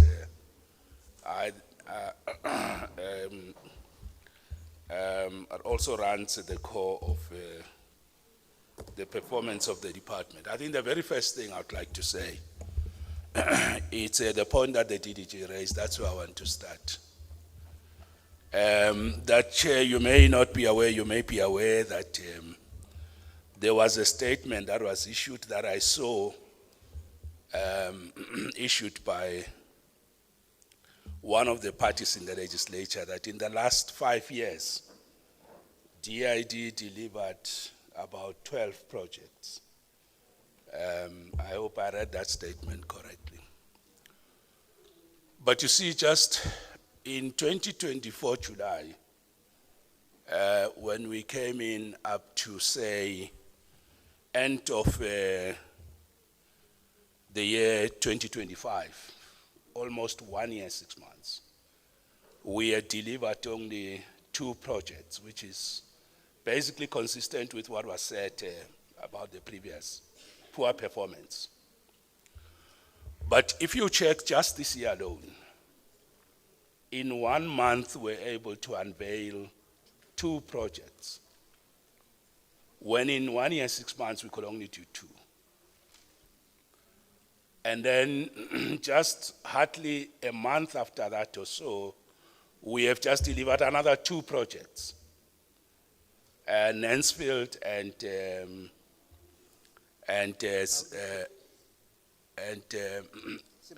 no, additional ones, and Simonia.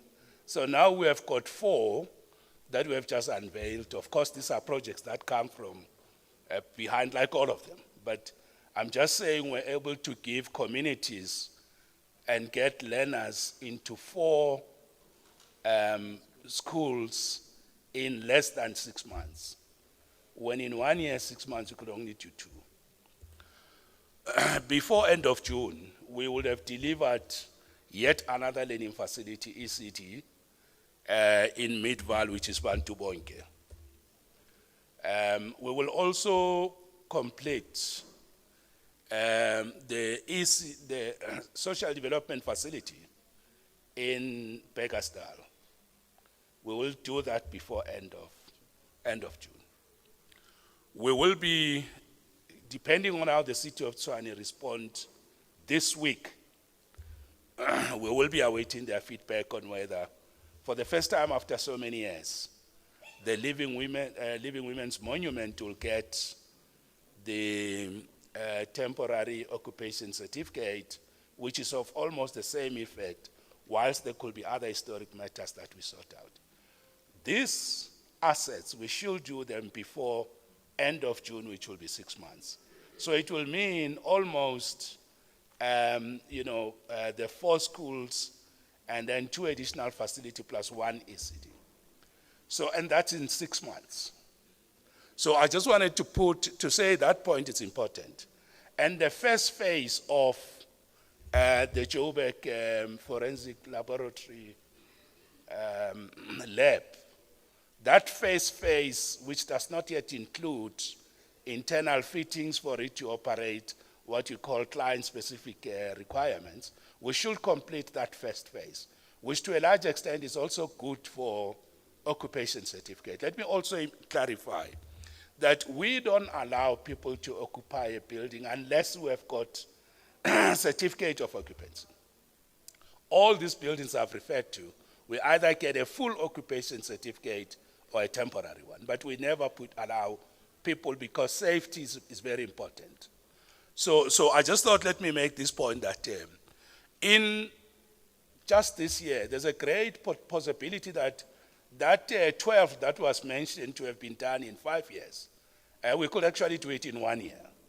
There's a big potential that by the end of the financial year next year, if in 6 months we could do about 7, I can assure you that by end of March next year, we would have covered that 12 of the last 5 years, which I saw in one statement. So I'm just making this point that, that it is very much important to appreciate that our turnaround that we launched is not even 1 year. We launched the turnaround 1st of August 2025 when the HOD came into the department. He will be finishing a year in August. So that turnaround has not even completed a month, but already we are bringing productive assets to communities. And I thought I should mention this as portfolio of evidence that things are no longer where they used to be. So I thought let me mention this point. And I know that it could be mentioned that but these projects come from years back. Yes, all projects come from years back. But what we are saying is we have fast-track and troubleshoot our performance, but it doesn't mean everybody will acknowledge and appreciate that. Now let me go to another issue. The issue about financial performance. And before I go there, and I see the AG team is here. I'm sorry I didn't see you. I should have given special greetings to yourselves and apologies. But there's a matter that I've taken up with you, and it will not be first time I raise it, so it shouldn't be a problem. And that is one of the material irregularities you have against us is on the technological systems we are using, Primavera to be more specific. And we have said to you that we have now replaced Primavera with IDEP. IDEP has been given an award by the National Department of Public Service and Administration. It won a gold award. And therefore, to still be holding us on the material irregularity of IDEP, when we have an award-winning system that has replaced that one, for me, that is a matter we need to look into.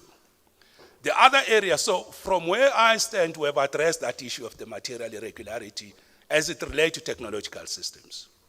But I'm not saying anything except that we have done. And I hope this is well understood from where we stand. So we can't do anything more on that issue.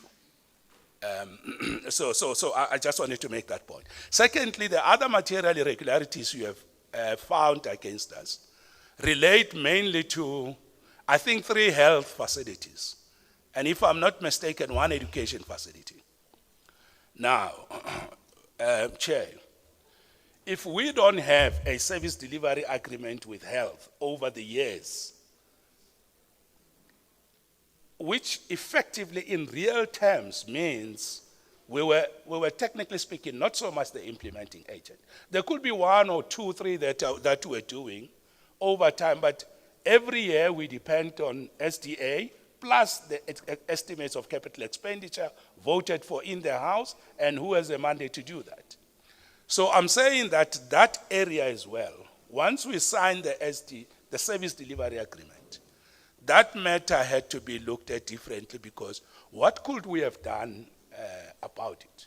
Even the officials will tell you we are waiting. So I'm trying to say it's a matter that might require that we be allowed to start on a clean slate. So that we can actually, once we have SL service delivery agreement, we can then say, yes, let's see how to move forward. I'm not saying to the AG how they should do their work, I'll never do that. But I'm just saying it's a difficulty we have. We have never fought AG, take them to court, we always accept their outcomes, but I think it doesn't mean we can't raise issues. Because those issues, in all fairness, some of them we may not be able to deal with them without a service delivery agreement. The school, yes, I think there I understand. So I just thought, let me clarify these issues of material irregularities that from where I'm sitting, we could effectively be left with one. The AG may still say 4, but in my mind, we have got real one that I would say it's a challenge. So I don't want to take your time. There's just a last comment you can allow me to make. You have asked about issues of planning and how that relate to performance and whether we're dealing with those. I want to say to you, we have unveiled, and the HOD has spoken to that, we have unveiled what we call the infrastructure multidisciplinary team. The official said that name is put in place a mechanism now. We're even compelling every engineering firm that work with us is that we need every single piece of paper to be problems that we are dealing with that affect performance, variation orders, huge costs, and we're looking at that. Will we get it right now? We are working on it. So I just wanted to assure you that we are dealing with that, and there's an official in finance, a director, who have also mandated to do a proper analysis between the amounts of monies that we pay and the time that has been spent on the project. You know, we pay monies were paid earlier, and that project is no longer lucrative to those who are doing it. So we need to measure every piece of work to those who are doing it. So we need to measure every piece of work with the amount of money per time. But I just thought, let me speak on this issue to say, when we say we have got IDEP, we have got a team, we have got a project readiness metrics that we are looking at, it's actually true we are looking at all those issues. I'm sorry I took time, Chair, I'll never do that, but I just thought let me explain that point. Thank you. Thank you very much. No, Member Fuchs. Chair, if I understand the MEC, he's saying or implying that the new turnaround strategy that's been implemented in the department has resulted in increased output in terms of infrastructure. And if that is true, I mean, that's certainly commendable. But the question, and I think the ultimate measure for a department such as DID is how many of your projects do you complete in time and within budget? Okay, so my question to you is, do you have any empirical evidence which shows any of your projects that have been implemented in the last while have actually been done so within budget and time constraints? Thank you. Yeah, and also just speaking to the issue with regard to the payment of, you know, you were talking about you pay over a period of time and then you realize when you're going to do an inspection or whatever the case may be is that you paid out more money than the work that has been done, and therefore it's no more lucrative for you to be able, for the contractor to continue with the business. And that causes further delays because of delinquency and people then leave the site, et cetera, et cetera. That, of course, speaks to the issue of poor project management. Because, you know, in my day, in my previous life, I did some construction work. I got paid on tranches, we call it tranches. I laid a foundation, the inspector comes and looks, the bank's inspector comes and looks, and only then do I get paid. I go to the next level, the bank inspector comes to look, the municipal inspector comes to look, So in other words, if we start, and I'm glad about you talking about the turnaround strategies working, because I was kind of looking and saying to myself, so if we're getting it right now, why didn't we get it right in the past? But you spoke about the strategy that you brought to us last year, and we are seeing the fruits thereof. And we're going to praise you for swimming. I don't normally do it. But I will praise you for swimming and being a bird for flying. Okay? And I'm glad that this progress, MEC, really glad. And thank you very much. I just wanted to note these points, but it doesn't mean where we're not doing well. The committee, of course, the committee has been very robust with that. The truth of the matter is, with respect to that issue, let me start by saying no. Okay? and then the reason is this. The projects that we are talking about, that we are unveiling, are part of the legacy projects that we are trying to clean, and there are many, stuck, and they were not moving and all that. To the extent that the Premier had even introduced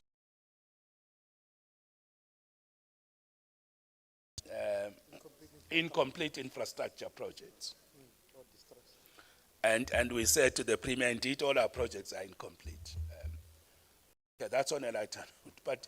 But the point I'm making is, it is only now that, okay, it's gonna take us a long time to clean that. Because remember, when we say, when did a project start? We mean, when did the client department appoint EID to start implementing the project? So that includes the very stages of planning, of design, and normally when we say in time and cost, we normally start with a construction more often. So I'm saying to you, what we are cleaning the pipeline now, which is very muddy and almost blocked, and we're opening that pipeline, it relates to historic projects. So we will need to have a cut-off date at some point where we say, we have closed all the legacy projects. We now need, when we give an engineering firm to do planning, we agree on the timelines, and when we give a contractor construction, we agree on the timelines, and then we measure that. So the answer for now is we are not yet there. We are unlocking historic projects. Thank you. But otherwise, thanks a lot. MEC, you know, we try to be very fair, huh? You've had a turnaround strategy, and we see the progress being made. The report that we are dealing with today was submitted to us 10 weeks late. Can we have a turnaround strategy there first as well? Then we can be even more impressed, because you put a lot of pressure on this committee. And that's why this late in the program, we are still dealing with something that should have been happening. Okay? So I didn't raise that thing in the beginning, specifically because of the fact that I wanted to just have a change of mood. Because we need to approach things differently. Okay? But whilst we're at the matter, and there's a reason why we are here. Before we came here, we had a reconnoitering team coming out here to have a look and see and speak to the community and say, what are the issues that you have here? Because we will be coming today. And there's a couple of issues that I'd like to raise with you on behalf of the community over here. A clinic was built in Munsiville in 2018. Community, are you listening to this? Right, it was built in 2018. However, to date, it is not functioning. And the matter has been raised with the Department of Health on numerous occasions, but I bring it to you, because Health will say it's DID, and DID will say that it's Health. But the community is over here, right? And you are the custodian of government property. And I'd assume that it was your department that delivered on this particular matter. There are 3 primary schools that feed into only one high school in the area, and which accommodates about 1,690 students. This matter has also been raised, but to date it has not been in progress. But I know that is education. But I'm just bringing this to your attention as well, because because the community is here. And these are issues that we have to deal with as a legislature. And then and this may be related to municipal infrastructure. However, you are the custodian also in your department in terms of Kochta. Sewage that just runs freely here in this community. There was an old lady who actually cried on the day about the fact that every morning when she wakes up, raw sewer is running through her yard. Her grandchildren, her children were affected by it, and now her grandchildren are being affected by it. Our people can't continue to linger on and live in such circumstances this far down the line in our democracy. So those are just two, and there are also challenges regarding payment of service providers by the municipalities. So wearing your hat as the Kochta MEC chair, MEC, I'm bringing this to you as well on behalf of the community of Mansiville. Treasury, Ms., any comments or questions? Thank you, Chair. MEC Mamabulo is my former boss, so he's going to beat me. No, I think, Chair, we are, and I'm glad the issue of the MOU between DID and the implementing agents and the client departments has been brought up, because it is an issue. It does affect service delivery, it does affect payments, and it affects just the cohesion between departments in the implementation of the project. So I'm glad it was brought here, and I hope it's not just the health MOU or MDA that is being finalized. All of them are being submission to the department and to the audit committee, and financial statements have been approved for submission to AG. It's just the final cleanup for that to go through, and we are hoping not for a clean audit, because I've seen a non-compliance or irregular expenditure in the current year. So a clean audit, no, but I hope we maintain the result. Thank you, Chair. Thank you so much for that input. Do you want to comment on the input? Without being long, Chair, please don't be long. I see the people. We just want to ask you we got the Mansonville clinic. We didn't get the school. There was just mentioned that there's a school where there's a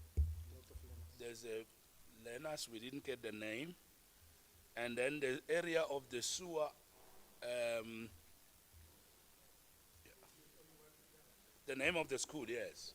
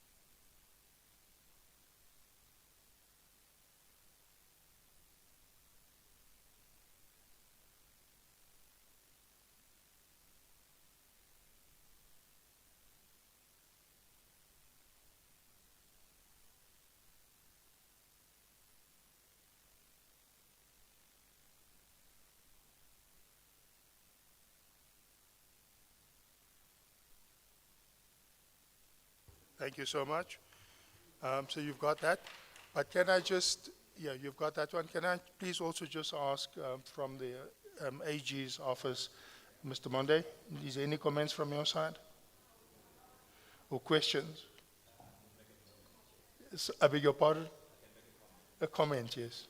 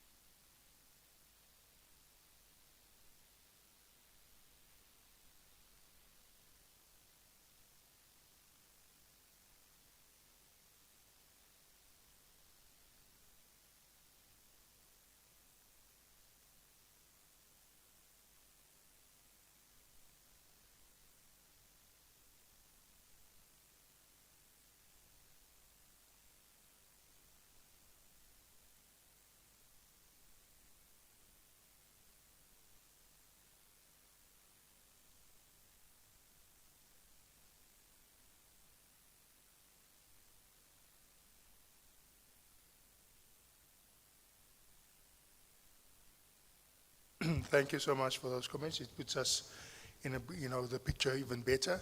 And you've taken note of what has been said. Okay, we're not going to, would you like to respond? Because I wouldn't want to have a response here and there. I think it's more technical, and we still need to give the community an opportunity to have their say.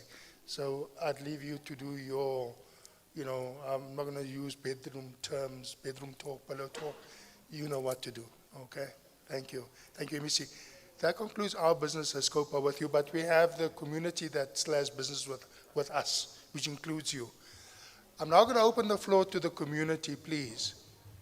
You have raised a number of issues when the officials came out here and asked you what are the issues, the pressing issues that you face in your community, and how can we as members of the legislature possibly assist you in resolving those matters. So I'm going to open the floor. We have time constraints, but I also don't want to say that we are your servants and then come here and walk away with you feeling dissatisfied with the fact that we didn't give you an ear. You are important to us. We are here because of your importance. But I'm also going to ask for discipline. Please, I'm going to ask for discipline. And I'm going to maintain discipline, please. Okay? We're going to respect each other. If a question has been asked, please don't repeat the question. And can we do away with statements and everything else? If there's a question, we make the question, we ask the question. If there's a concern, we raise the concern. I'm going to give a person a maximum of a minute. And if you exceed your minute and you haven't asked your question, I'm going to cut you short. And I'm going to ask you to please respect me in terms of how I manage the meeting forward. Are we in agreement with it? Thank you. Who's going to be my enforcer from out of the community? Who's going to enforce it? Who's going to be the one that says, the chairperson has spoken, we listen? Who's going to be that person? Are you going to be that person, sir? Thank you so much. Right, I'm going to give this, there's 4 rows, there's 3 rows, 1, 2, 3. I'm going to start in this row here, okay? Can you give us your, before I go there, let me just make the following statement. I'm going to reiterate that those translating things that you have, when the meeting is done, please hand it back. We have a tracker in it. We don't want to come and look for it. Okay. And secondly, if there are any other questions, if your question hasn't been answered or you haven't had an opportunity to ask a question, we have a desk outside here for you to go and take your complaints to that desk. We also have those other complaints that you have raised. We have documented it. Whatever we can deal with from a legislative perspective, we are here to gather information. We may not have all the answers for you. I don't believe we'll have any answers for you, but we are here as your voice, right? We are here to listen to you and to take whatever we can and is necessary for us to deal with in the legislature, in the different committees and the different departments. We will deal with that. We will be your advocate to take it there. Whatever is local government, the MEC for Kochta is here, but we will still take it through his department and through the committee so that they can deal with the council, for the council to carry out their responsibilities. It doesn't end there. The frustration that we have many a times is that there's no feedback. I promise you that we will give you feedback through your councillors progressively. I'm not going to say within the next 2 months or 3 months, but progressively as we get answers to your questions, as SCOPA, we will take that responsibility to get those responses. We will relay it to you so that you are kept informed. And I don't want to come here next year and you say, there's the door, Mr. Moodey, it's SCOPA. Tamaya, you came here last year, you made promises empty. We don't want to listen to you anymore. We are here to serve you. Right, on this side here, 1, 2, no, please. I've got quarters there. 1, 2, 3, my enforcer, eh? It's 1, 2, 3, 4. That's it? Good. Sorry? No, I'm dealing there. I'm going to finish there, I'm going to finish here, and I'm going to finish there. Okay. So that you can see me. All right. Ladies, I'm a married man, okay? Over here, I'm going to finish here, and then I'll finish here. That's where we have order.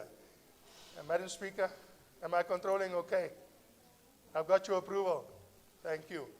That's where we have control, and I don't jump around, okay? Right, number one, you know who number one is, sir? Good afternoon, Honorable Chair. I waited the whole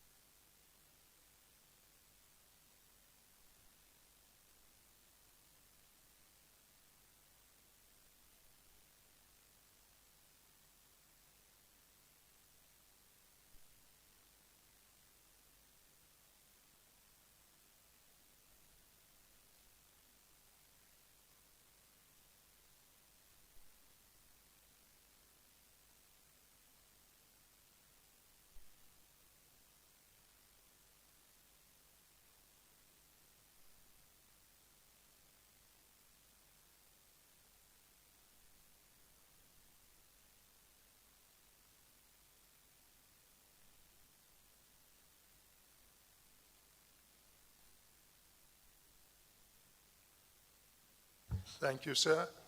But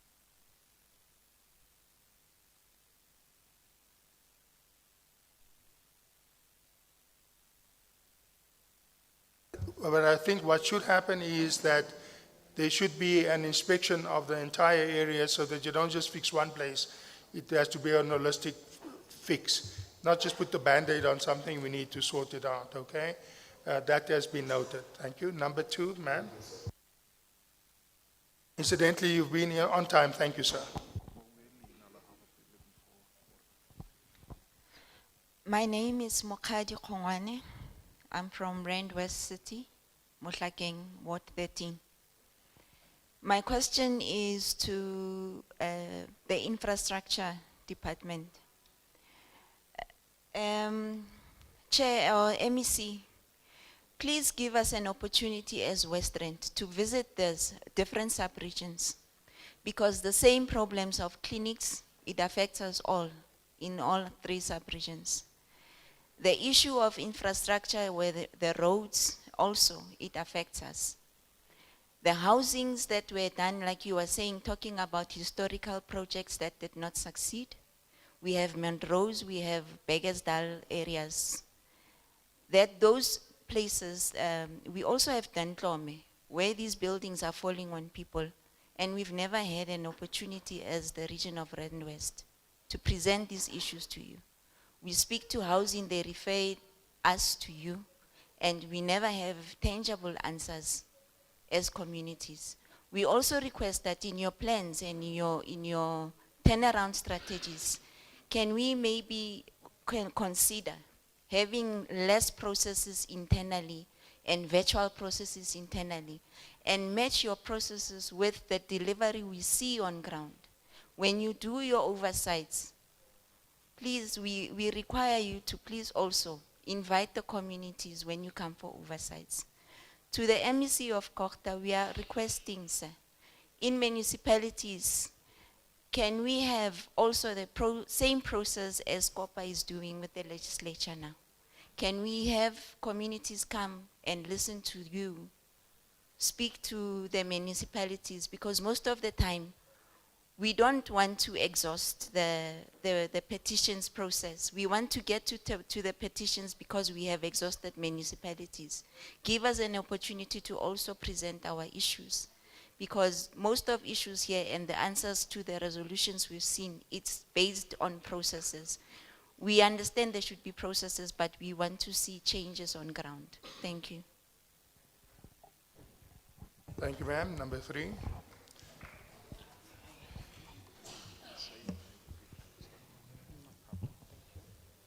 Good day to everybody. My name is Bongiwe Vezi and I am from Zerbacom. So we are having problems in Zerbacom, especially when it comes to the infrastructure part. I'd like the MEC of infrastructure to try, or rather make a way to help the people of Zerbacom with the infrastructure. If you can see how we live in Zerbacom, it's scary because there are no lights. if you can come to Zerbakom in the evening, it's very dark. You don't see lights in Zerbakom. From when you come from Waterworks to going to Potchefstroom, there is no light. When you enter into Zerbakom, there is no light. The people who have light are from Glen going forward. But in Zerbakom, there is no light. And yet, that's not how Zerbakom was when it first started, right? Secondly, we've got problems with roads. We don't have potholes anymore. We don't call them potholes. We call them boreholes because of how big they are. Nobody's talking about that. Nobody's trying to fix the issues that we are having when it comes to that. And then with our school, we only have one school in Zerbakom. We have a primary school and it ends in grade 8. All our children have to go from grade 1 to grade 8. From there onwards, we have to outsource high schools. And when we go to certain high schools, they don't want children from Zerbakom. They give you problems, that they give you, they explain many problems that they have with the children of Zerbakom. And yet they are not trying to help the children of Zerbakom. So I think we've got problems with that. Another thing is that our children cannot play sports because the sports grounds in Zerbakom are messed up. As we speak, I'm one of the coaches of netball in Zerbakom, and I have 3 injured children from the sports court of Zerbakom. And I'm the one who has to answer to parents as to why their children have broken their arms and legs. So please come and try and help Zerbakom with the infrastructure, especially when it comes to the sports of the children. You know, right now we have many Nyaope children out here. And the reason why we started opening these sports facilities for the children was because we don't want them to go into drugs. So if we are going to help the youth of tomorrow, we should at least try and help them with the infrastructure as well. So I implore you, MEC, I implore you guys, the people of the legislature, please come and help the people of Zerbakom because we've got many things to cry about. This is just a highlight of what I'm seeing and what is affecting me personally. Thank you. Thank you. And number 4. Okay, greetings. My name is Portia Jabani. Already my questions were asked by the chairperson, but what I would like to know is when will we have the clinic? Because we have a small clinic. You wake up early to go and queue and you'll be returned home because you didn't get the service. So my plea, MEC, I wanted to ask Ms. Mazibuko because she was there, she saw the site, she promised us, now she has gone. I wanted her to explain or tell us when will we have the clinic. And about the sewer issue, our own mayor, his parents' house is the second house from that sewer, but he's not taking any actions or doing anything about it. Hence, it is a health hazard to us as community members. I thank you. Thank you, ma'am. I'm now going to come to this row. Okay, that's the last one in that row, okay? Guys, when I ask you to raise your hands, please raise your hands. Because I take a speaker's list and then I move to the next and to the next. I'm not going to open up the floor anymore. That's the last one in that quarter, or in that third, and then we'll move on. All right. Enforcer. Mr. Enforcer, please do your thing. Okay, morning members of the legislature and official members of the departments. My question is specifically to Honorable Shiman. Oh, by the way, my name is Bonso Konsane from Mansonville, Ward 27.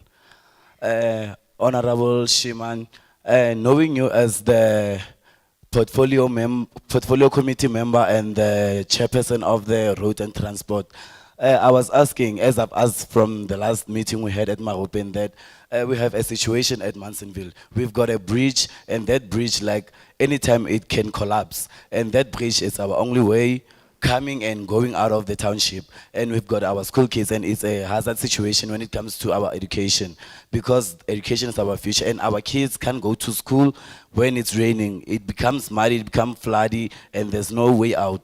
And I was asking again about the road at Helena Street, which is the other entrance at Mansonville, it has got potholes, and always we are getting construction sites or construction people coming there and not fixing the road as in such. They are just patching the potholes. So we are asking that we as the community, how should we retaliate towards those situations? Because we've been crying and complaining about those kind of situations. Thank you.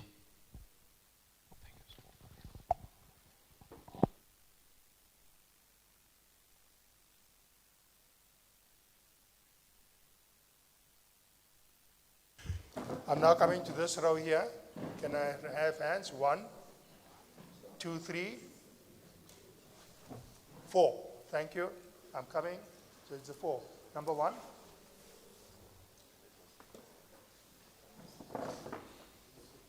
It's okay.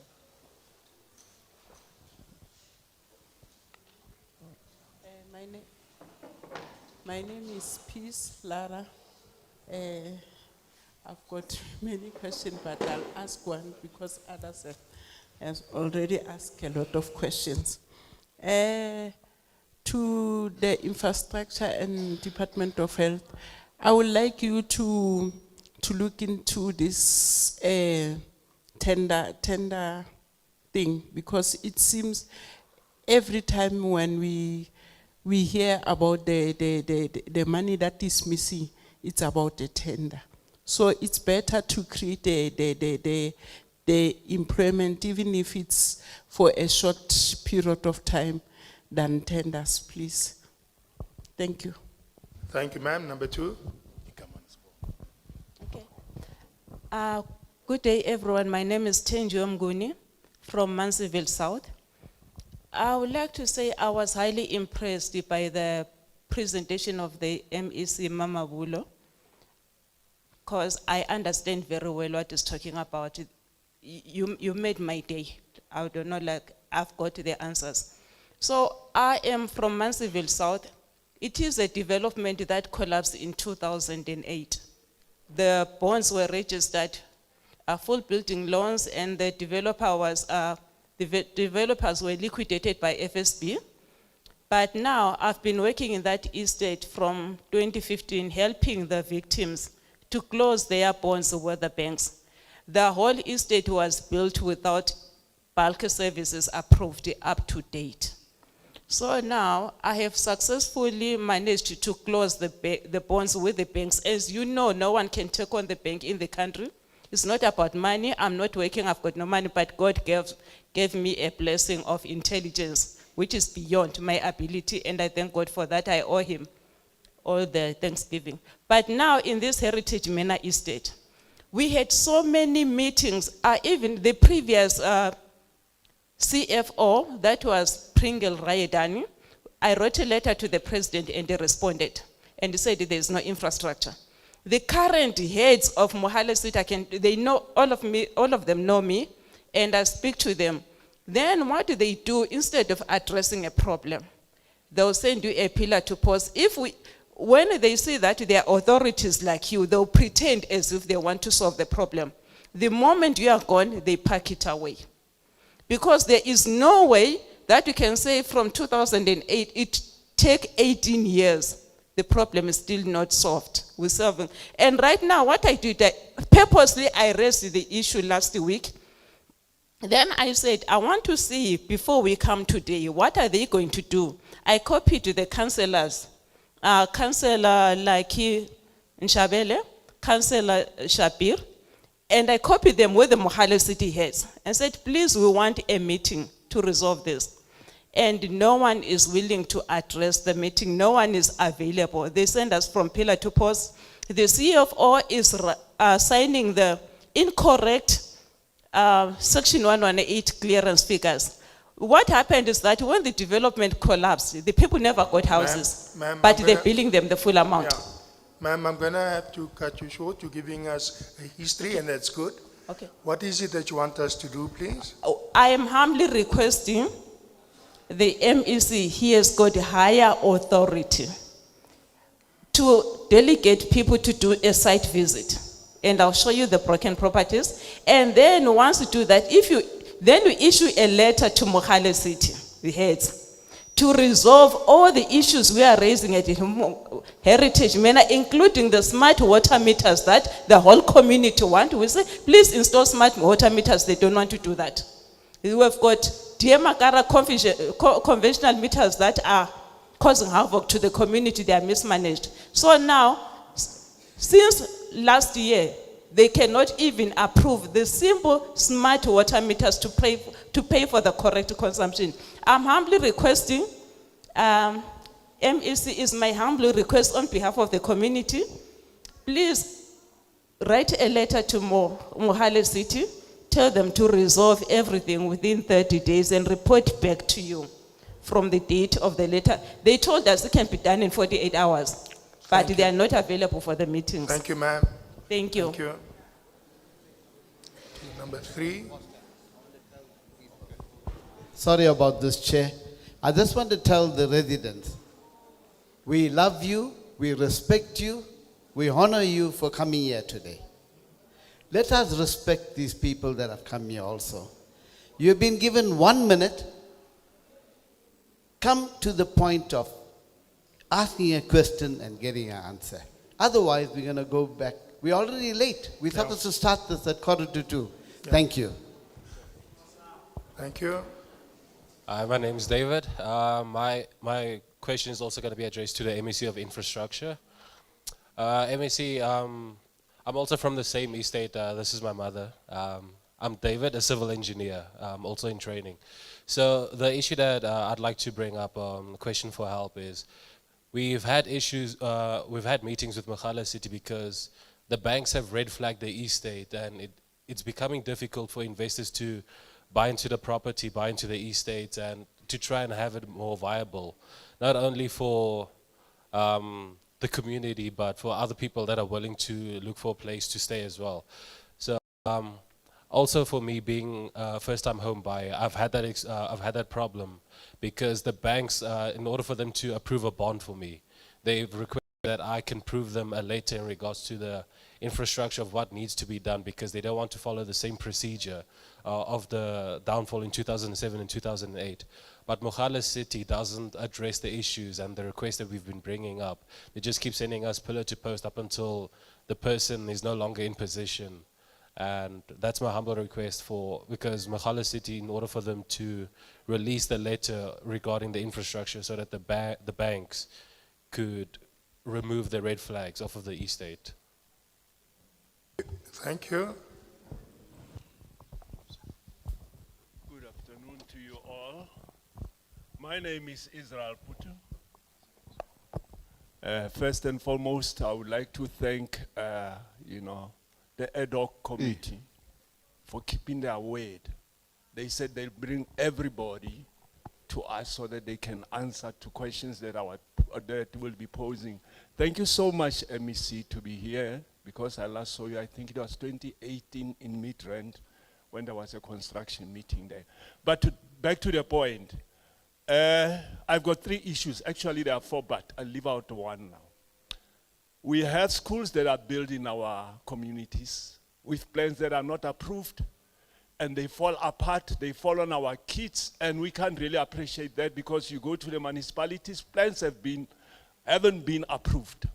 I would like you to look into that, because even we don't see oversight committees coming from Department of Education, whereby SGBs are given autonomous powers to use and squander the money that are taxpayers' money. Can you give us the names of those schools, please?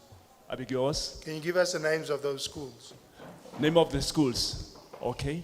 Tatulwazi and Patrick Mashiko. That's 2, you said. Yeah, 4 2. schools. No, I said I had 4 questions, but I leave out 1, Right. right? So The second one now, yeah. it's to do with the Zamazamas. That's a burning issue, because I'm looking at it in this fashion, job creation for our locals, and I'm looking at the infrastructure that they are abusing, the electricity that they are tapping into, lots of money that those guys are wasting, the water as well. And they're moving around as if they own South Africa, okay? Right. That, Okay. No, I don't want to cut you short. Okay. You've raised the issue of Zamazamas. We're aware of what the Zamazamas are doing. So you're adding on to it, you're giving us a story to say, those schools, Zamazamas, you know what it is, what's your next one? Can you give me half a minute? Yeah, you've got your As half an a minute. entrepreneur, can you give me just half a minute? Yeah. I had a MEC mentioning projects that they've done, in Joburg, other areas there. But we went the other day to North Gesag and even Joburg City Hall, where we were invited as SMMEs to tap into projects that they have there. Guess what? We got there and we were told West Rand must go to West Rand. We can't tap into that. Now I'm asking myself, where's the database for us here whereby we can tap into those projects there? We are very much ashamed. Came from here, we were energetic and we got there, we were turned back. Joburg City Hall, it's terrible. Thank you. Thank you, sir. To the point. Very pertinent things that you raised. I think there's one more person here, and then we go to the next group. I'm now here at the Laat Lammers. The group over here, number one, ma'am, number one. Ma'am, look at me, look at me. Ma'am, look at me. You need to know your number. Okay, so it's number one, number two, number three, and number four. Thank you. And last, no, that's number one. Dumelang. Ke a dumedisa ke le ditulo ka moka. I say good morning, Ausheni Ndimadekwana. My name is Caroline Tiva, the founder of Rotanganaza Community Care here in West Rand, and the chairperson of the people living with HIV and AIDS here in West Rand. Thank you for Milula Stuloga Moga, all the honorable. The message was good, but you are everything for the behalf of the Department of Health and Incopter Infrastructure. There are gaps. The gap is monitoring and evaluation between both sides. But as our message today to deliver to you. So I want to know that. So I want to go to my former secretary, SACP, Mr. Mamabulu. Chief, ko kagiso de re na le clinic engwe ba bitsa Fanyana Ntlapo. That clinic ke ne le tronko ebile ne le court ebile ne le police station. So ga ya go teng o lwala o tsena go re o tswantso lwala because there ne le mapantiti ana dulara na ke nna ra le nna self ka 1985. So ke kopa we change that clinic. I mean that police station. We have a proper clinic. Gore ke tlile le na must feel gore ke go clinic. So I will ask my former mayor there, Khumalo, Mzi Khumalo gore a le bitse lo lotlhe lo etsa oversight to dira clinic. So other issues my commander comrade Mukhadi o di touched. What other issue I want to touch? Mabani MEC, I'm working secretary. MEC. Mabani ne re leader march ko Mogale City. Why ne ke leader that march, ya march on march? Because police station, not police station. What is this Spatlele? This Spatlele Sakrugazop. Yes, Yusuf Dadu. Hariada ko Yusuf Dadu. Foreigners. Ke bona ba occupying the debate. So that is why re match re kwatile sio. Re kopa gore issue gore di foreigners di je di chairperson but say our medication ba ba boela ko morago. It must stop. Because ne batla MEC a bua ka that thing. I address. Another issue gana re match mabane MEC. Ko extension 4 ko that gona le mikhukhu da. 2 and 3. Kuna limi kuku, there's a rape there, next time the housing. So these are the issues that we want to address. Because our foreigners, they cannot take our jobs. Whereas banaba ka le bana ba gago ba fedisa go grade 12 mara ba ntse go dintlu ga ba bereke. That is why mabane ne ke tsa much on much. I thank you. Thank you. Fellow community, thank you for this opportunity to meet with you. There's a last lady here, and time issues. Please go ahead, ma'am. Being hard. O tshwara bothata ba ditleliniki hle bo bongata ke mme Maria Moepane ke dula ke moahi wa mona Azaadville clinic ya rona Azaadville e se e le nyane haholo. E accommodate Chief Mogale, Azaadville 2 and 3 and Azaadville Gardens le di extension nyana tse ding. We ga kopa hore re mpe re ekeletswe clinic. Dinthong tsa hape tsa di construction tsa dikolo re bolello ka hore main contractor o fuwa 70% and then 30% e tla ho community. Jwale ha di main contractor di hana ka mo Patrick Mashego le ka mo Thathulwase hore di mpe di re tsunyetse le rona di SMME hore re fe bana papa le rona. Jwale ha ba batla ho sebetsa ba le bang beng hadi na re tla etsuang jwang rona 30% ya community kae.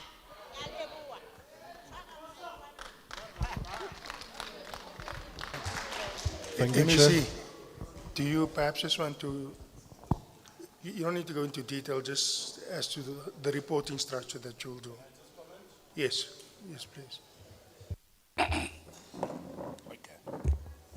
Yeah, erele na ke emeleng ka re lebele emeletši re bontšhe tlhompho bjalong a ke tse gore nka bolela ka Sepedi naga ba bangwe ba ka no senkwe especially bomodulasetulo mo ba ka senkwe bjanong ke be ke rata gore go lena ke re sa mathomo e reng re le lebogeng ge le tlile mo ebile le tšere nako la ba le rena go ba go fitlha gona bjalong go ba ga lena mo go ba gona ga lena mo re tloga re go leboga ebile re re le ka moso ya bobedi e ke nyakang go e bolela kore le a tseba ka moka ka montlong gore meeting o re beng mo go ona ke meeting wa committee ba SCOPA kere bjalong rena re biditšwe gore re tlo araba dipotšišo le tšetša lena tše le di botšišang empa meeting kwa bona se sengwe ko gore le a kwa batho ba rile nako e ba eme ka pifong bjalong tabe kgolo ke nyakang go ne gore mo go mongwe le mongwe wa buletšeng gore sa mathomo ditaba re di ngwadile le bona ba tlo di ngwala re tlo ba kgopela gore le bona ba re fe report ya meeting o gore re kgone go bona gore na re kaya kae ra dirang ka dipuka tše le di buletšeng empa go na le tše dingwe tše ke nyakang gore no di araba ka sepiti re sa tšee nako I'm sure ba sa le busy modern ya mathomo ya sua tabela e reng ke be ka mogo go na le sebuledi mona sebuletši sa re o nyaka MEC ya Cocta ke nna e reng ke tlhaloseng ke nna MEC ya Cocta le infrastructure bjalong ya mathomo ke nnete speakera ke mone mo a ke tsore o ile kae o tšwele ba boletše empa ke a bona gore mo Mogale City go nyakega gore go be le polelo le masepala mabapi le mathata a beng gona le a buletšeng le mafelo a mangwe re tle re kgone go tlo araba dipotšišo tše bjanong ya sua e la ba e buletšeng ba re ebile e kgauswi le ntlo ya meyara awa ye nyako gore HOD šere ke mo kgopele gore pele ga beke ka Laboraro next week re romele batho re na le batho ke buletše ka bona mo re ba bitša batho ba A-team e ke di-official tša rena ba ba e leng gore ba mo go tša go aga tša infrastructure ba bangwe ba bona ke di-engineer ba bangwe ba bona ke di-bricklayer bjalo mo meagong bjalong re tlo ba kgopela gore ba ile o lebelela sua ela ke tshepa gore tla hwetša ba buletše lefelo lela la sua gore mo kae kgauswi le ga bo meyara re tla re checka ra bona gore sua yeo ba ilokiša bjang re tla le masepala re bona gore na bothata keng ka mantswe a mangwe re tla mola re romele batho ba lebelele ba tla ba na le masepala ke mka re hwetše nnete ya gore bothata bja sua e keng a kere ya bobedi e la ba e buletšeng the matter you raised about an estate I'll be quick, Chair. I'll be quick. The estate ela ba e buletšeng where they say there are problems of us that we take the details, so the details are there. We will also on the same day ask our construction team to go and just do a report so that we can know the background history of the problem, because here you couldn't explain it in full because of time. So the same team that will go check the sewer, when they come here, They will also go check the house. They will come talk to yourselves. Then we will see how do we, the report that we will do, we will engage the MEC of Human Settlement, the mayor of Mohali City. At least we'll be having a report and the details. How can we contribute to solving the problem? There was an issue about the clinic. Clinic ya Mansonville le tse dingwe ba buletše ba re ba nyaka date ya gore clinic e tlo fela neng. I just want to say to you, re mo go lena ke reng ge re be re araba mo re bolela re rile taba ya rena le ba department ya health mola mengwageng ye meraro ye metlhano kwa morago go ile go ba le gore dilo ga di sepele ga botse go sa kwanwe gore mang o dirang mang ga a direng di kliniki tša šalela morago bjalong re go lena re tabe re a ilukisha go na le MEC o montshwa wa health MEC Faith Mazibuko o tlile re kopane le yena beke fitileng re ilo dira lengwalo la gore department ya rena e boele e dire infrastructure le ditliniki tšona tšela ba be ba re fe le ditšhelete gore na ditšhelete di gona na go tliwa kae ka go aga re kgone go aga ka gore le ge re ka bolela gore DID gona e go mare as long as lengwalo le dirang gore bereke le bona le sego e namile e ka se ba ke ka mo re leng go committee mo ra re ka la botlhano go sasa